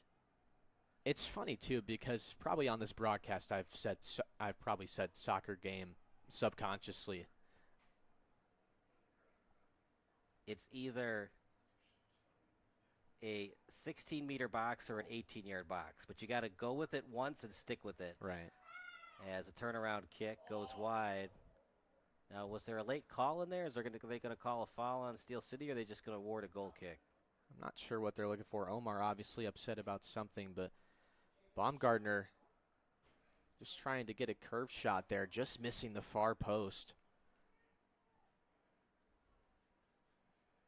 We'll look at it one more time on the replay, see if there was any foul before the shot. Yeah, here it is, Charlie. So here's the kick. Yeah, you see it? Looked like they got Omar on the heel. It was outside the box, but it was so close to the box, it would have been a point-blank shot, free kick for Omar.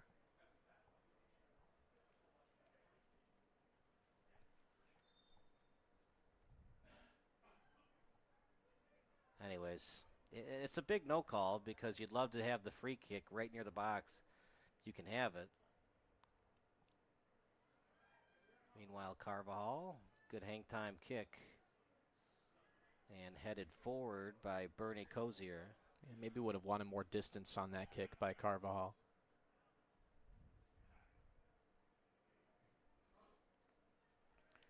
Well, the attendance here has picked up at beautiful Memorial Stadium. We appreciate all the fans that braved the elements. It wasn't looking too good at 5 o'clock. It didn't look like we were going to have soccer, but then finally the rain stopped, and now we have the beautiful game here at Memorial Stadium.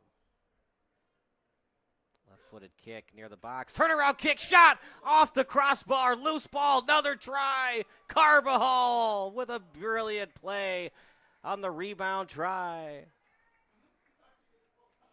Almost a dagger, but Steel City has new life. That first attempt was by Walter Luglio. It goes off the crossbar. And I wonder if the back line was trying to flag for an offsides on the rebound. As you see the arm up there by Ethan Gordon. Another chance. So what were they signaling, Charlie? And we have another look again. Great shot. Are they trying to say the ball hit the field goal post? Is that what they were signaling? So we see the pass in front. Turnaround shot off the crossbar.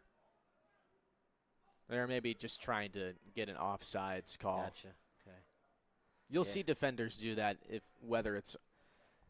if it's close enough to an offsides, they'll try and sell it like it is. Gotcha. Because it clearly hit the crossbar. It did not get anywhere close to the field goal post. Because obviously if it goes off the field goal post, it's a goal kick. Right. Goes off the crossbar, it's still in play unless it finally goes past the end line. Still time for Steel City, but right now it's been all JaHbat. Right now with it is Wilson in the box. Wilson shot. Nice block shot by Adams. Slow to get up. He's Took one the for the after team. effects there. Another block. We play on. And finally a stoppage of play. JaHbat doesn't like it, but yeah, Wilson knows he had a grade A chance. And what a sacrificial effort there by Adams. He's obviously facing the consequences now as he's still down. Trying to get up under his own power. Talk about taking one for the team. That was like a hockey block shot right off the back. Now putting weight on his left leg, so it looks like he's going to try and play through it. Who said soccer isn't a contact sport?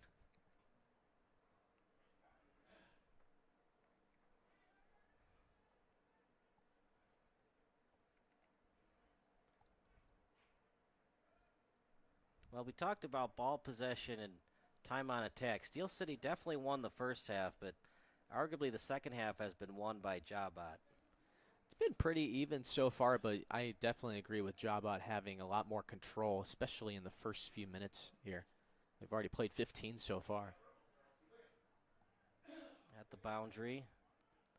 Game started just 2.5 minutes into the match. An own goal, and that's it. Shot. I like the decision, pretty good angle, but just couldn't get it on net. That was Johnny Rosakis, and a rocket of a shot, just missing the far post there.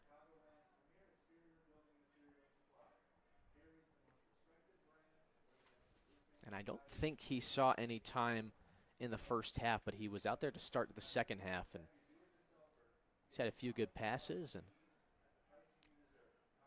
JaHbat back on the counterattack. From 22 yards out, shot off the fingertips, and a break for JaHbat as the goalkeeper in Carvajal could not finish the play, and a set-piece corner kick coming up. I'll tell you what, Kyle, Walter Luglio is another guy that didn't start right away for JaHbat, but he came in as a middle of a first half sub, and he's been in the game since, and you can see his impact. He's had 2 grade A chances. As that one off of his weak foot. And another great save by Carvajal. Walter Luglio is a winger for the Hobart and William Smith College. As in the box, lefty kick, corner kick coming up. Are they going to change their mind and say it was off JaHbat? Yeah, Scoville just not getting that one on target the way he wanted to. Just a whiff that misses the near post. Walter Luglio grew up in Wilmette and went to NSCD, North Shore Country Day is what NSCD stands for.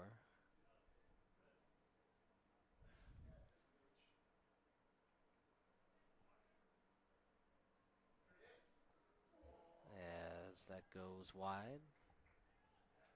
I like the idea there from Rodrigo Munoz, trying to send a through ball to an open player that was streaking in the penalty area. But nothing doing on that play. Santos Contreras was the one that made the run from his right mid spot, or he might be playing right back. I've had a hard time judging Steel City, excuse me, their formation so far in this game. They might be doing a 3-5-2, but I could be wrong. It might be a 4-3-3.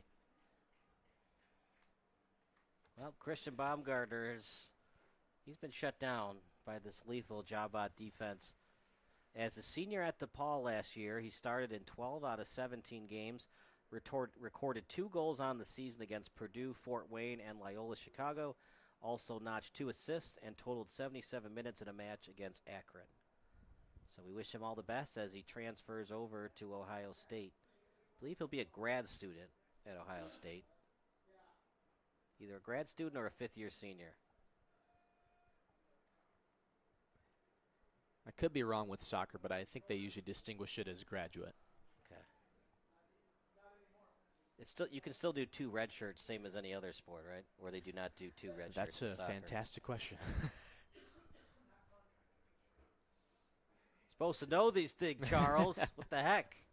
What do we hire you for? Your good looks? You don't have to be good. You just got to look good. That's how Joe Buck got into this industry. Just kidding. You ever seen the rant, though, that, man, I forget the name of the comedian. He's a huge Mets fan, and he just does not like Joe Buck whatsoever. I'll have to link you after the game. It's just hilarious.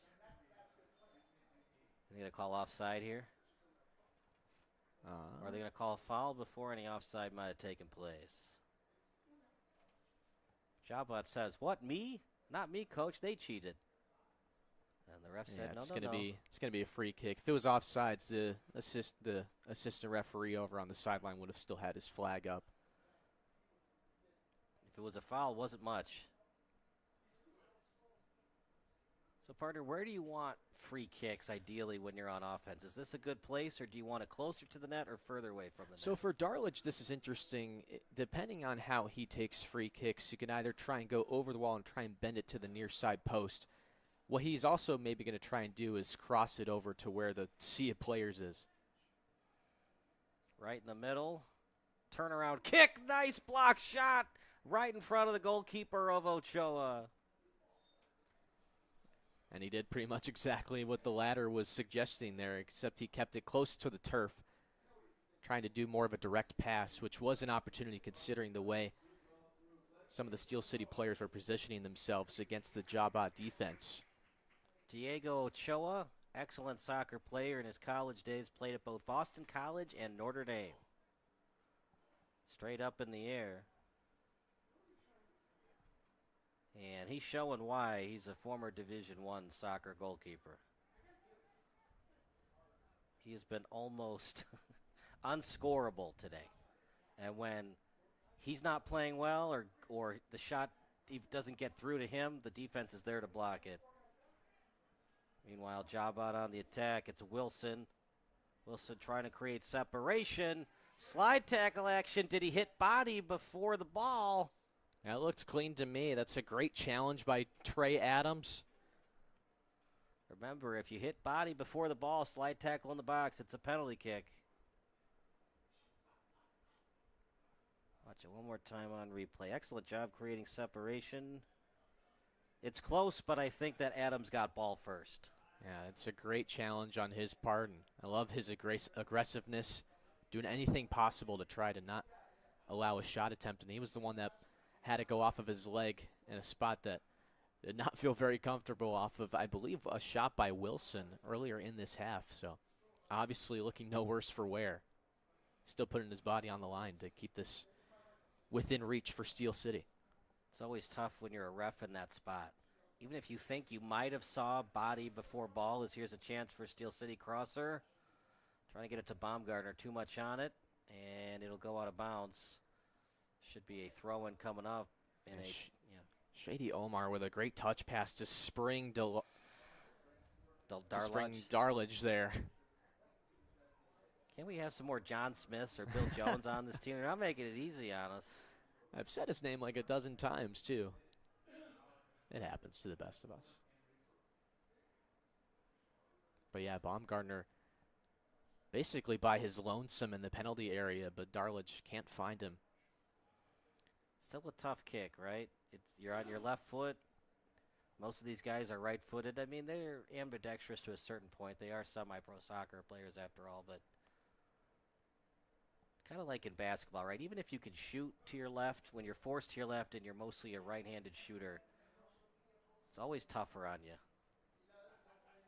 Well, Darlage is for sure the most noteworthy player I've seen that is predominantly left-footed. He's taken the free kicks. I don't remember if he was taking any corner kicks so far in this game, but definitely for free kicks he was using his left foot.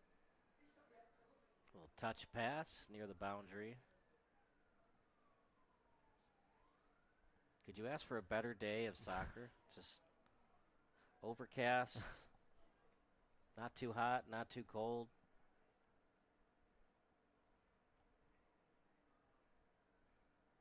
What was it that the character in Miss Congeniality said? How do you describe your perfect date? I'd have to say April 20th. Not too hot, not too cold. All you need is a light jacket.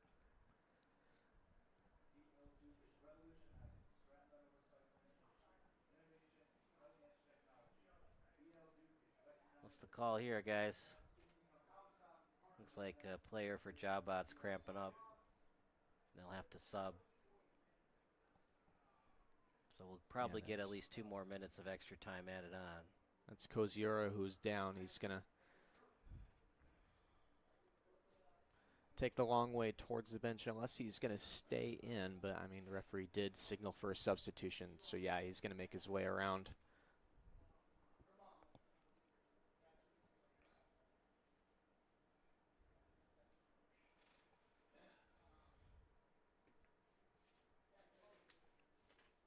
Mark your calendar, June 22nd at Slammer Stadium, a doubleheader. It will be amongst Steel City's biggest nights ever.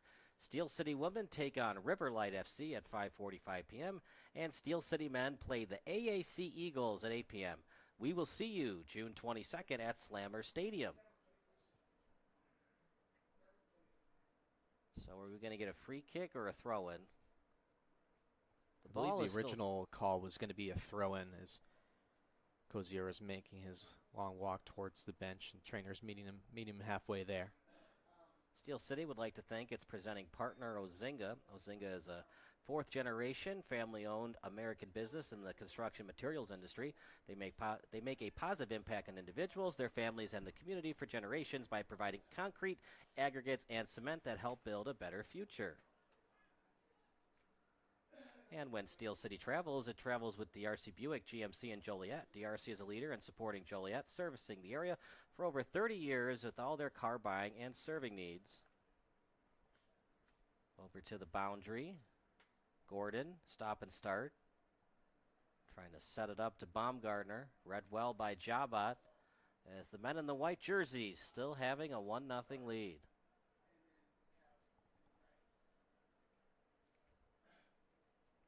Over to the boundary. And at the 10-minute mark, we'll let you know who our current 3 stars of the match are. Off the body, well played by Hector Mejia, but goes wide of the net, and a goal kick coming up for Eric Carvajal. Interesting decision there by Mejia. Elects to take the shot while it's still in the air, do a little half volley. I don't know if he knew he had maybe a little more space than he might have anticipated for. Maybe had more time to settle it and maybe try and find an open teammate or still take the shot from outside of the box. But BF Tires is proud to be a family-owned and operated business specializing in commercial truck tire sales and services. BF Tires' mission is clear: to reduce your tire-related costs and enhance your operational efficiency. And we have a player down for Steel FC. It's Munoz. He looked like he got clipped in the face off of a collision at around the 35-yard line. Summers Plumbing, Heating, and Cooling has service and repair just around the corner. No waiting around. Fast neighborly service you can count on today. Summers Plumbing, Heating, and Cooling. Steel City would like to invite everyone out to the field at the conclusion of the match for a picture and autograph session with Steel City. Autograph cards will be handed out at the conclusion of the match.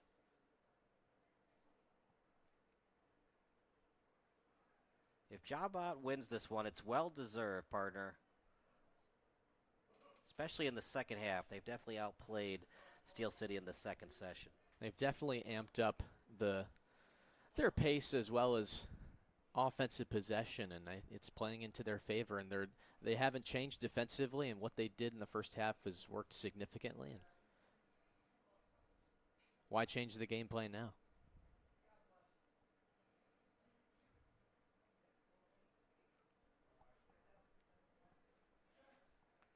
Steel City would like to recognize its most generous supporters. Club members are ambassadors to the club and receive season tickets, swag, and other benefits. A couple of members include the Kevin Cathelin family, the Evaldo Basso family, the Herlahaf family, the Gerfen family, the Wine family, Melissa Adams, and many more.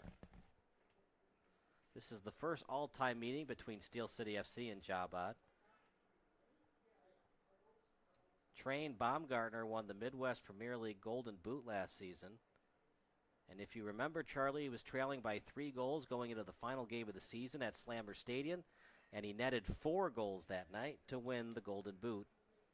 He has 8 goals in 3 matches at Slammer Stadium.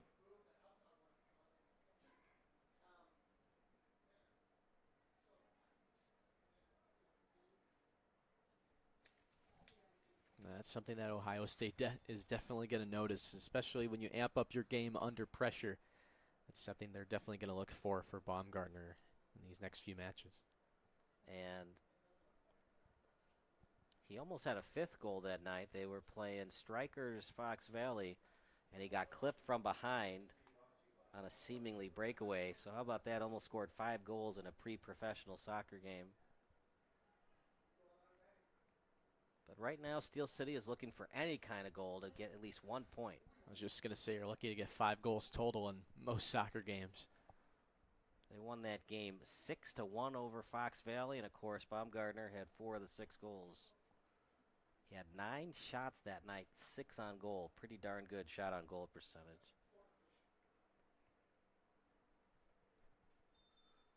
But for now, it's JaHbat that's been the better team for most of this one. That was actually headed by Steel City over to the sideline. And a great kick to avoid the throw-in by Contreras. As it's Omar over to Darlodge, can't keep it in. And again, this has been hurting Steel City as well. You see some passes, they're not as crisp as they should be, as that pass by Omar is behind Darlich, who's trying to make that run on the left side. And yeah, that's an easy booking for the official there, as Mejia is going to get a yellow card. Clipped Baumgartner right in the leg. For JaHbat, they come into this one 0-1. They had a goal differential of -2. That goal differential is going to be a little bit better after this one if the game continues to be a 1-0 win.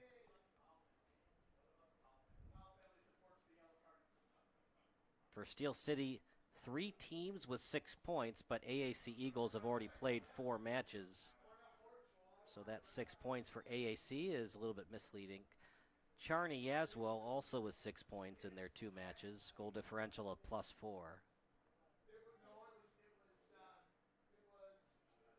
Thought about it, decides to go the other way with it. Over to Waddington. Interesting send. Maybe a lack of communication between Contreras and Waddington, and a goal kick coming up for Diego Ochoa. And I immediately looked towards Waddington, and you could see that he was apologizing to Contreras because he thought Contreras was going to make more of a run, but it looked like Contreras stopped before the pass was made, but Waddington had already committed to it. An unfortunate error. There were about 13 minutes until we'll get to stoppage time.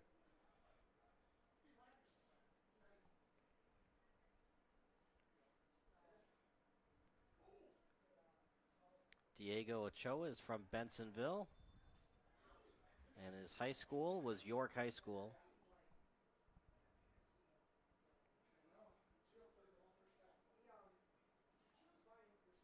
We're going to get another foul against JaHbat. No booking there.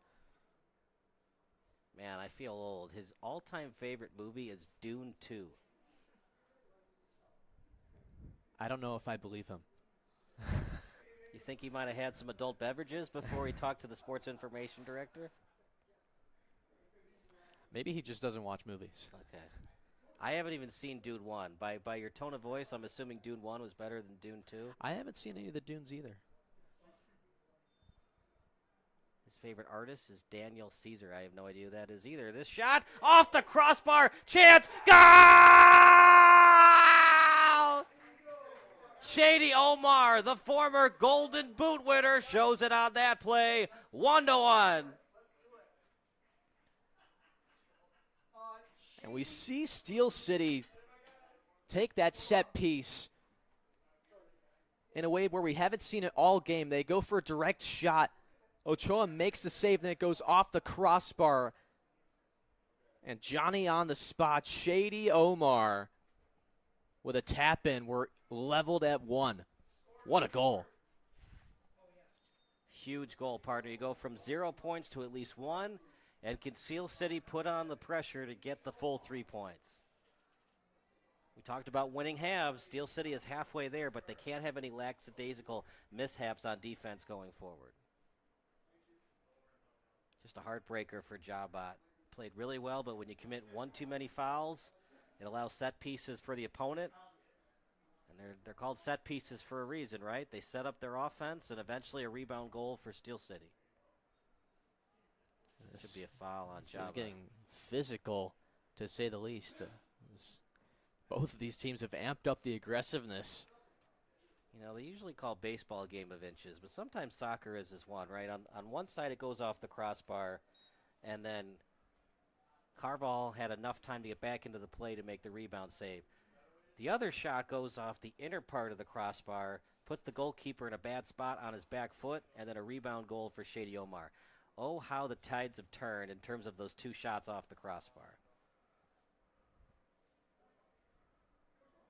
Little tap pass from Omar. Might have overdone it. He's trying to find Baumgartner. Maybe a little bit too cute on that play. And this should be a foul on JaHbat. Conditioning so important in a game like this, partner, and possibly Steel City a little bit more conditioned than JaHbat. Well, I mean, I guess they were out on the field earlier before the game started. They were maybe out there about an hour in advance, starting their warm-ups through the rain. To be great in soccer, it's not a sometimes thing. It's an always thing, or a consistent thing. And JaHbat, for most of this, has been very good. But a couple of too many fouls allowed a set piece, and Steel City could squeak by with at least 1 point tonight. And for Shady Omar, that's his 5th goal in 3 games. As in the 2 games against Select FC, he scored 4. He had a hat trick in their 2nd game that ended in a 5-1 victory. And they almost didn't have him for today. Right. Wonder how many gas stops he had from Peoria. The guy probably had to put in a full tank to make sure he got here on time. No bathroom breaks allowed. Here we go in the box. Chance for Steel City. Crosser attempt. Read well by Manyan Eza, but it's going to be a corner kick set piece coming up for Steel City.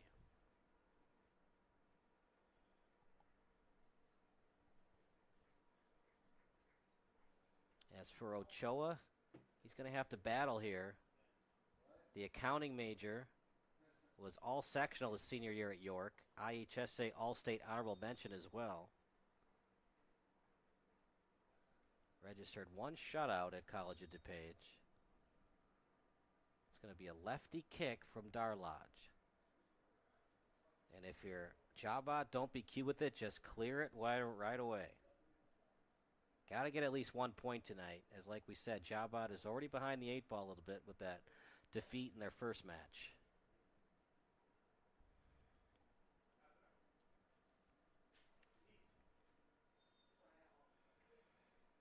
Here we go. Lefty kick.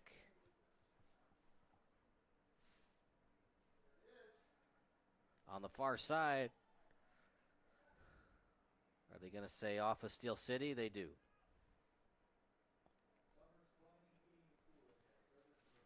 Yeah, Trey Adams went up for that header.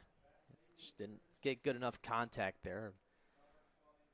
7 minutes to go. Support businesses that support Steel City, including Jitters, Braintree Properties, Bobcats of Tinley Park, and Chicago Street Pub. Out near the box. BL Duke is revolutionizing the scrap metal recycling industry through innovation and cutting-edge technology.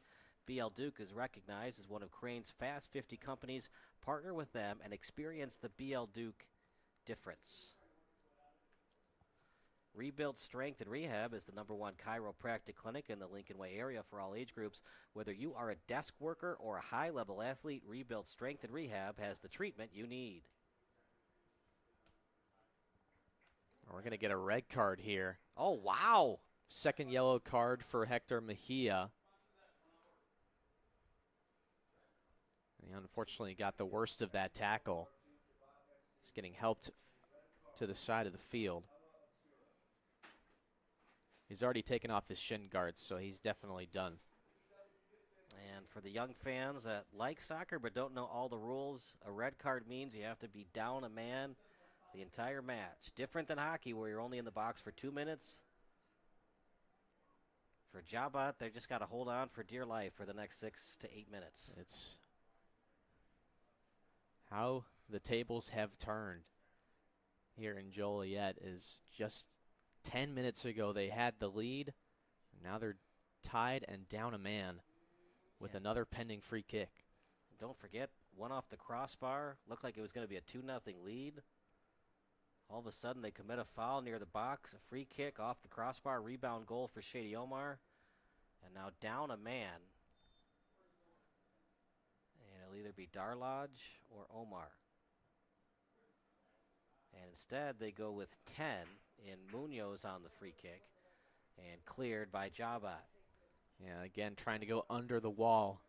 Instead that was going to be a direct shot. Just can't get it enough underneath to get the clear shot away. 5 minutes to go. That red card, by the way, was brought to you by Hella Obscura.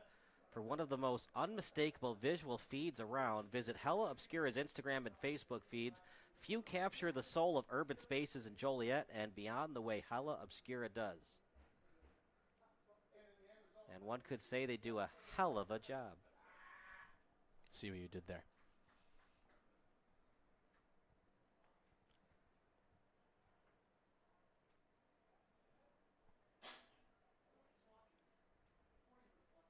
Do you know why you should buy a ticket for a Steel City match? Why is that? Because it's a steal of a deal. You should keep going. You're on fire. You should keep going. I'm 2 for 2. Bat 1,000. As Hawk Harrelson would say, don't stop now, boys. A couple of tap kicks over to the sideline. We'll play on.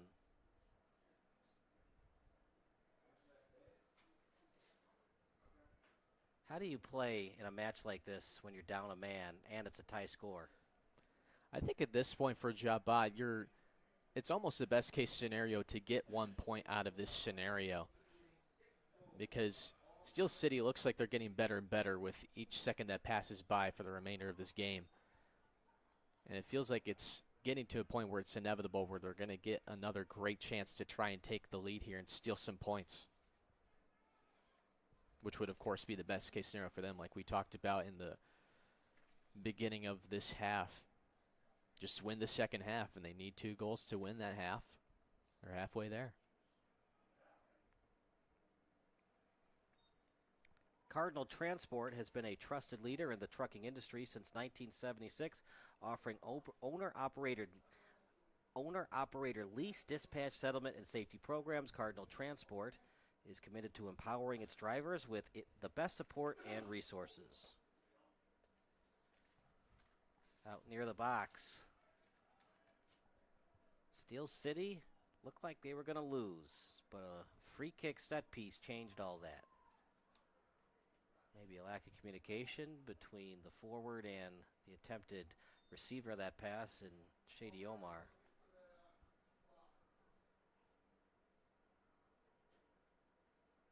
I'll tell you what, Steel City had numbers on a play earlier than that, but a great defensive play by Lincoln Carberry to intercept a pass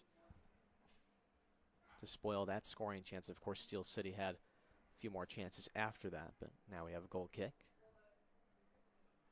And one would think that JaHbat's going to be very conservative the remainder of the match just to find a way to get 1 point tonight. Absolutely, and the more time they have possession, the better. If in doubt, try to kick it out.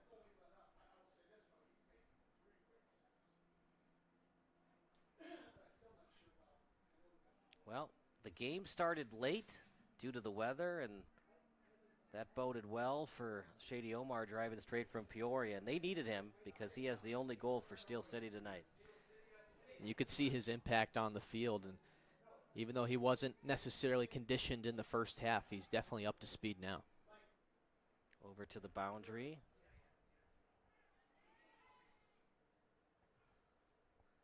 As that crosser, Darlodge will steal.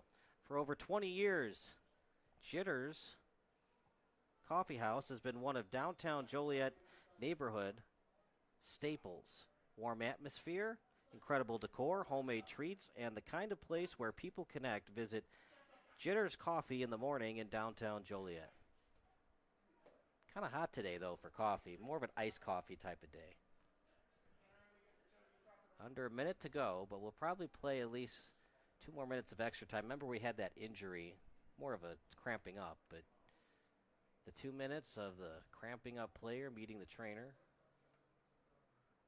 And that's such an advantage for Steel City with the extra time being up a man. Plenty of time, plenty of time to still get one on the board. 11 on 10 if you include the goalkeepers. Over to Adams.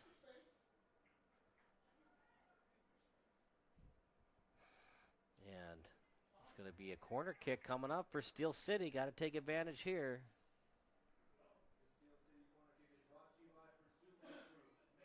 And Darlodge has been their go-to guy on these corner kicks. They've been mostly good. Are you surprised they haven't used Omar or Baumgartner on any of these corner kicks? I think considering the type of players that Omar and Baumgartner are, they're primarily finishers. They're the top goal scorers on this team. You want them to be on getting their head on one of these. Gotta be careful if you're JaHbat. I don't think the ref would call a push off and a PK here, but he also did call a red card. So if you're JaHbat, if in doubt, don't try to slide tackle in the box here. Well, for Mejia as well, that was his second yellow card, and I think we're going to get, that's another yellow card.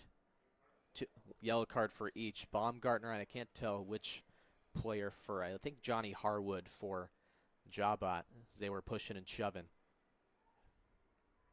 The referee has seen enough.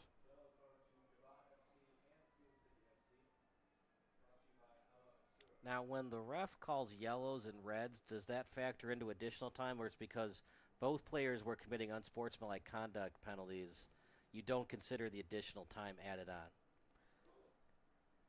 I think with this league specifically, it'll be interesting how much time they will add. I don't think we'll have 2 minutes. I think we're past the point of 2 minutes and we'll be beyond that point, but there's a chance that this might be the final play of the game. Or we might continue for another minute. Because I asked that because obviously, like I said, we had the cramp that happened where it took 2 minutes to get him off the pitch, and now issuing the cards. Is that header headed away? Will it stay in play? Close, and good job by Steel City keeping it in. Crosser near the box, headed forward. And that's 3 whistles. And JaHbat hangs on for dear life. Down a man, a red card to Mejia. And JaHbat finds a way to notch 1 point to still have a chance at winning Division II. Big 1 point for Steel City. Obviously, they'd love to have 3, especially because they had the extra man for 6+ minutes. But at least they got the 1, and they defended their home turf with the 1 point. Absolutely, and playing down the entire game, of course, the own goal was an unfortunate set of errors, but playing down like that and getting the opportunity like that for Shady Omar to pot one in and taking 1 point is, you'll take that in any scenario. Of course, they would have wanted the 3 points there at the end, especially with how late they were pushing and how much they dominated the last 20 minutes or so of this game. We'll give you the 3 stars of the match, brought to you by Sports Broadcast Solutions. I'll give you my 2 stars, and then you can let me know who the player of the match was. Star number 3, I've got to go with Diego Ochoa for most of the match. He was going to have the clean sheet. Number 2, Shady Omar, driving straight from Peoria to get here. He was late, but he got here. Who do you think was your man of the match, brought to you by Sports Broadcast Solutions? I go with Eric Carvajal. He really turned up his play in the second half. Not that he was a liability in the first half. Of course, the goal wasn't his fault. He made a great save. But the second half really turned on his game, made some fantastic saves that either were on par with Ochoa for the better part of his game or one-upped some of his saves. I'd go with Carvajal. All right, those are our 3 stars of the match, brought to you by SBS. We'll go downstairs for our man of the match interview with either Eric Carvajal or Shady Omar. You're watching Sports Broadcast Solutions, a broadcasting network for everyone.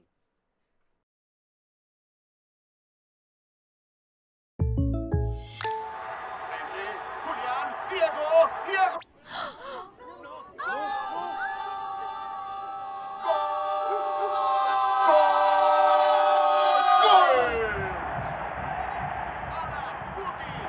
They're my neighbors.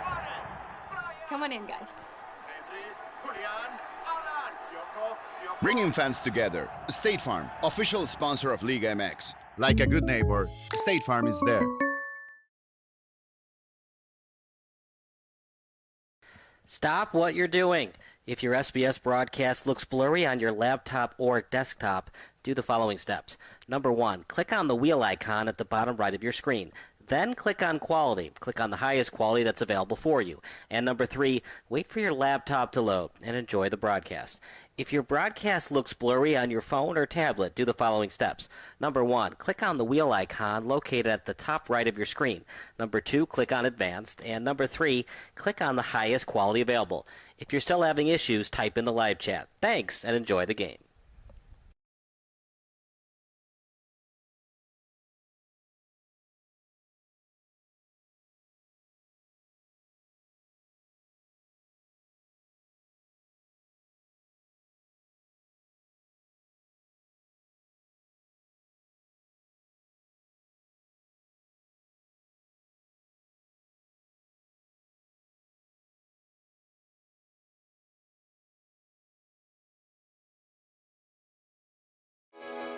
Sports Broadcast Solutions is a broadcasting network for everyone. SBS offers live telecasts on Channel 59.3, YouTube, or Twitch. We include pre- and post-game interviews with the players. You know, I started in the locker room. All the boys were getting going before the game and stuff, and we kind of found a little click at the beginning of the game, so I think that's what got us going. We also include digital live statistics, play-by-play commentary, team highlight reels, and even more than that. Go online to sportsbroadcastsolutions.com or search Sports Broadcast Solutions on YouTube. SBS, a broadcasting network for everyone.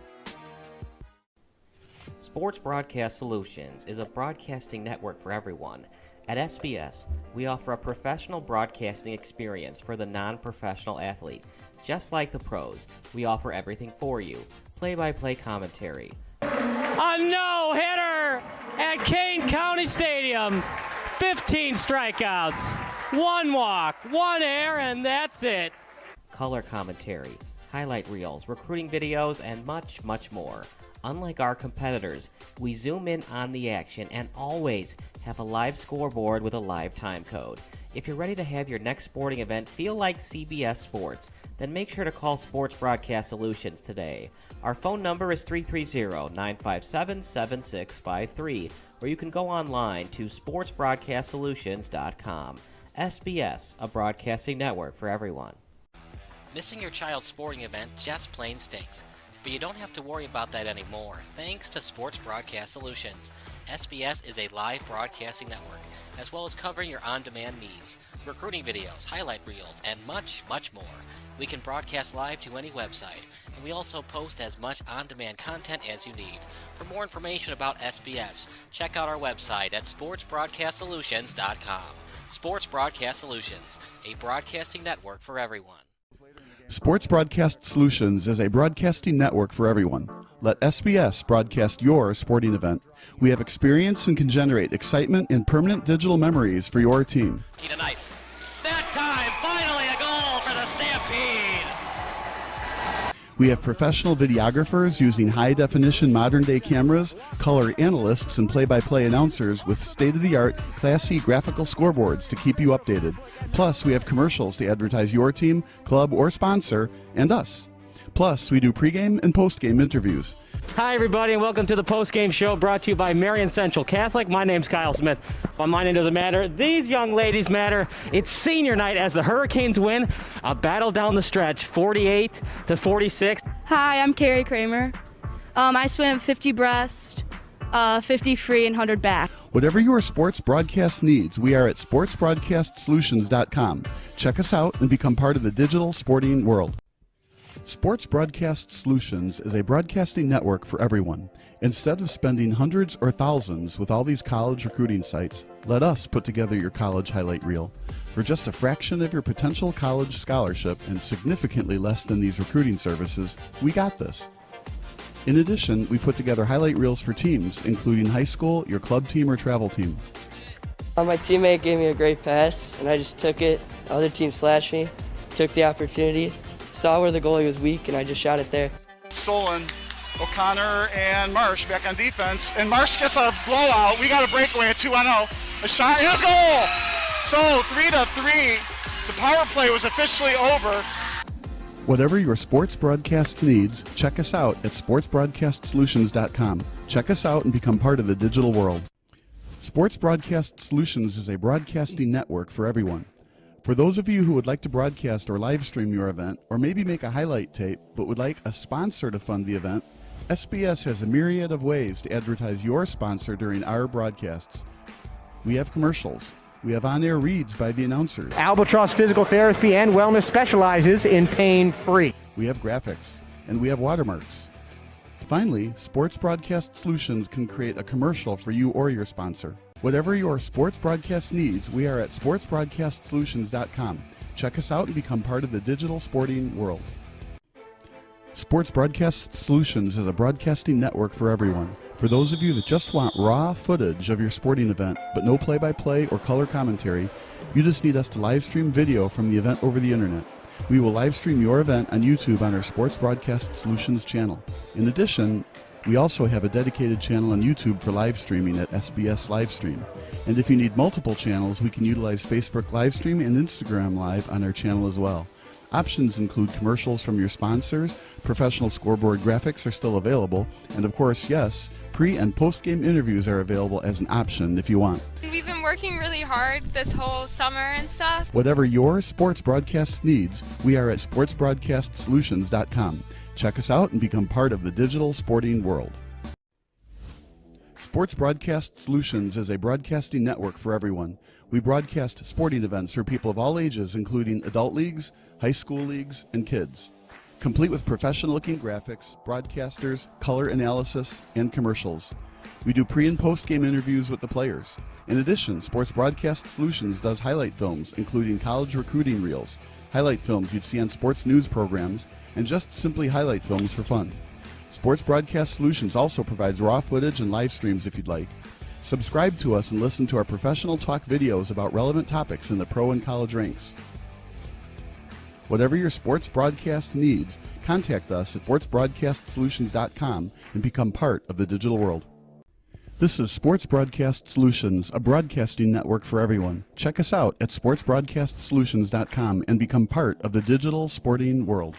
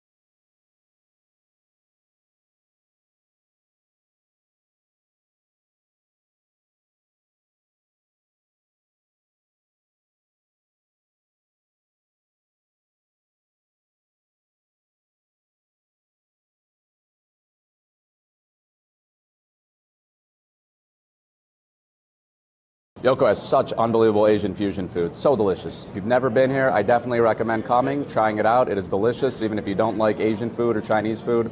It's Jewish Chinese. It'll blow you away.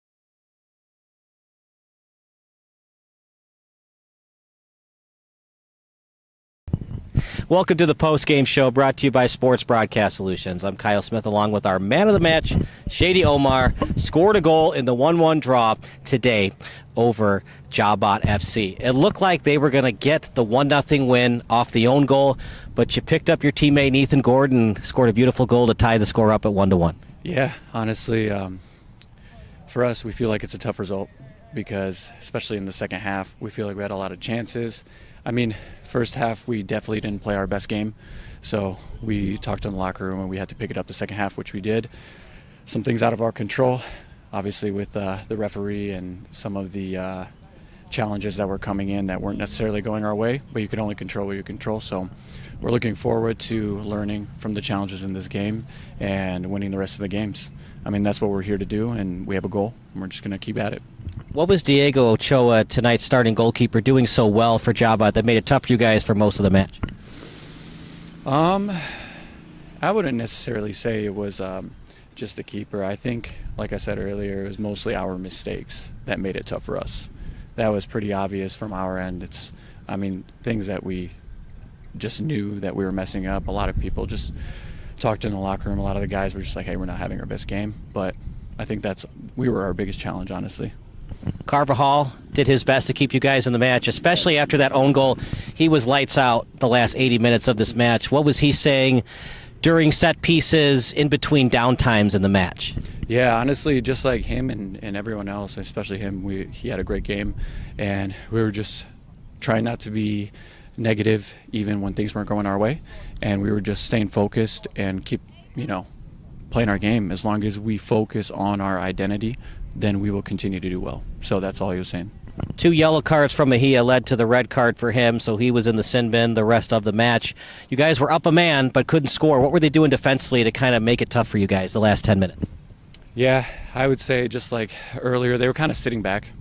I mean, it's always challenging when they're playing ultra defensive, right? Like they're just sitting all the way back. I mean, we able to move the ball forward, swing it side to side, but defenders are standing this way and ball's coming at them, so it's challenging at times. But I think if we had a few more minutes, we definitely would have gotten one in. You guys are still undefeated. You defend home turf. You're still undefeated at home, 1-0-1. Obviously, you'd love to have the 3 points, but you're still very much a contention to moving on to Division I in the Midwest Premier League Heartland Conference. Yeah, we have no doubts from that.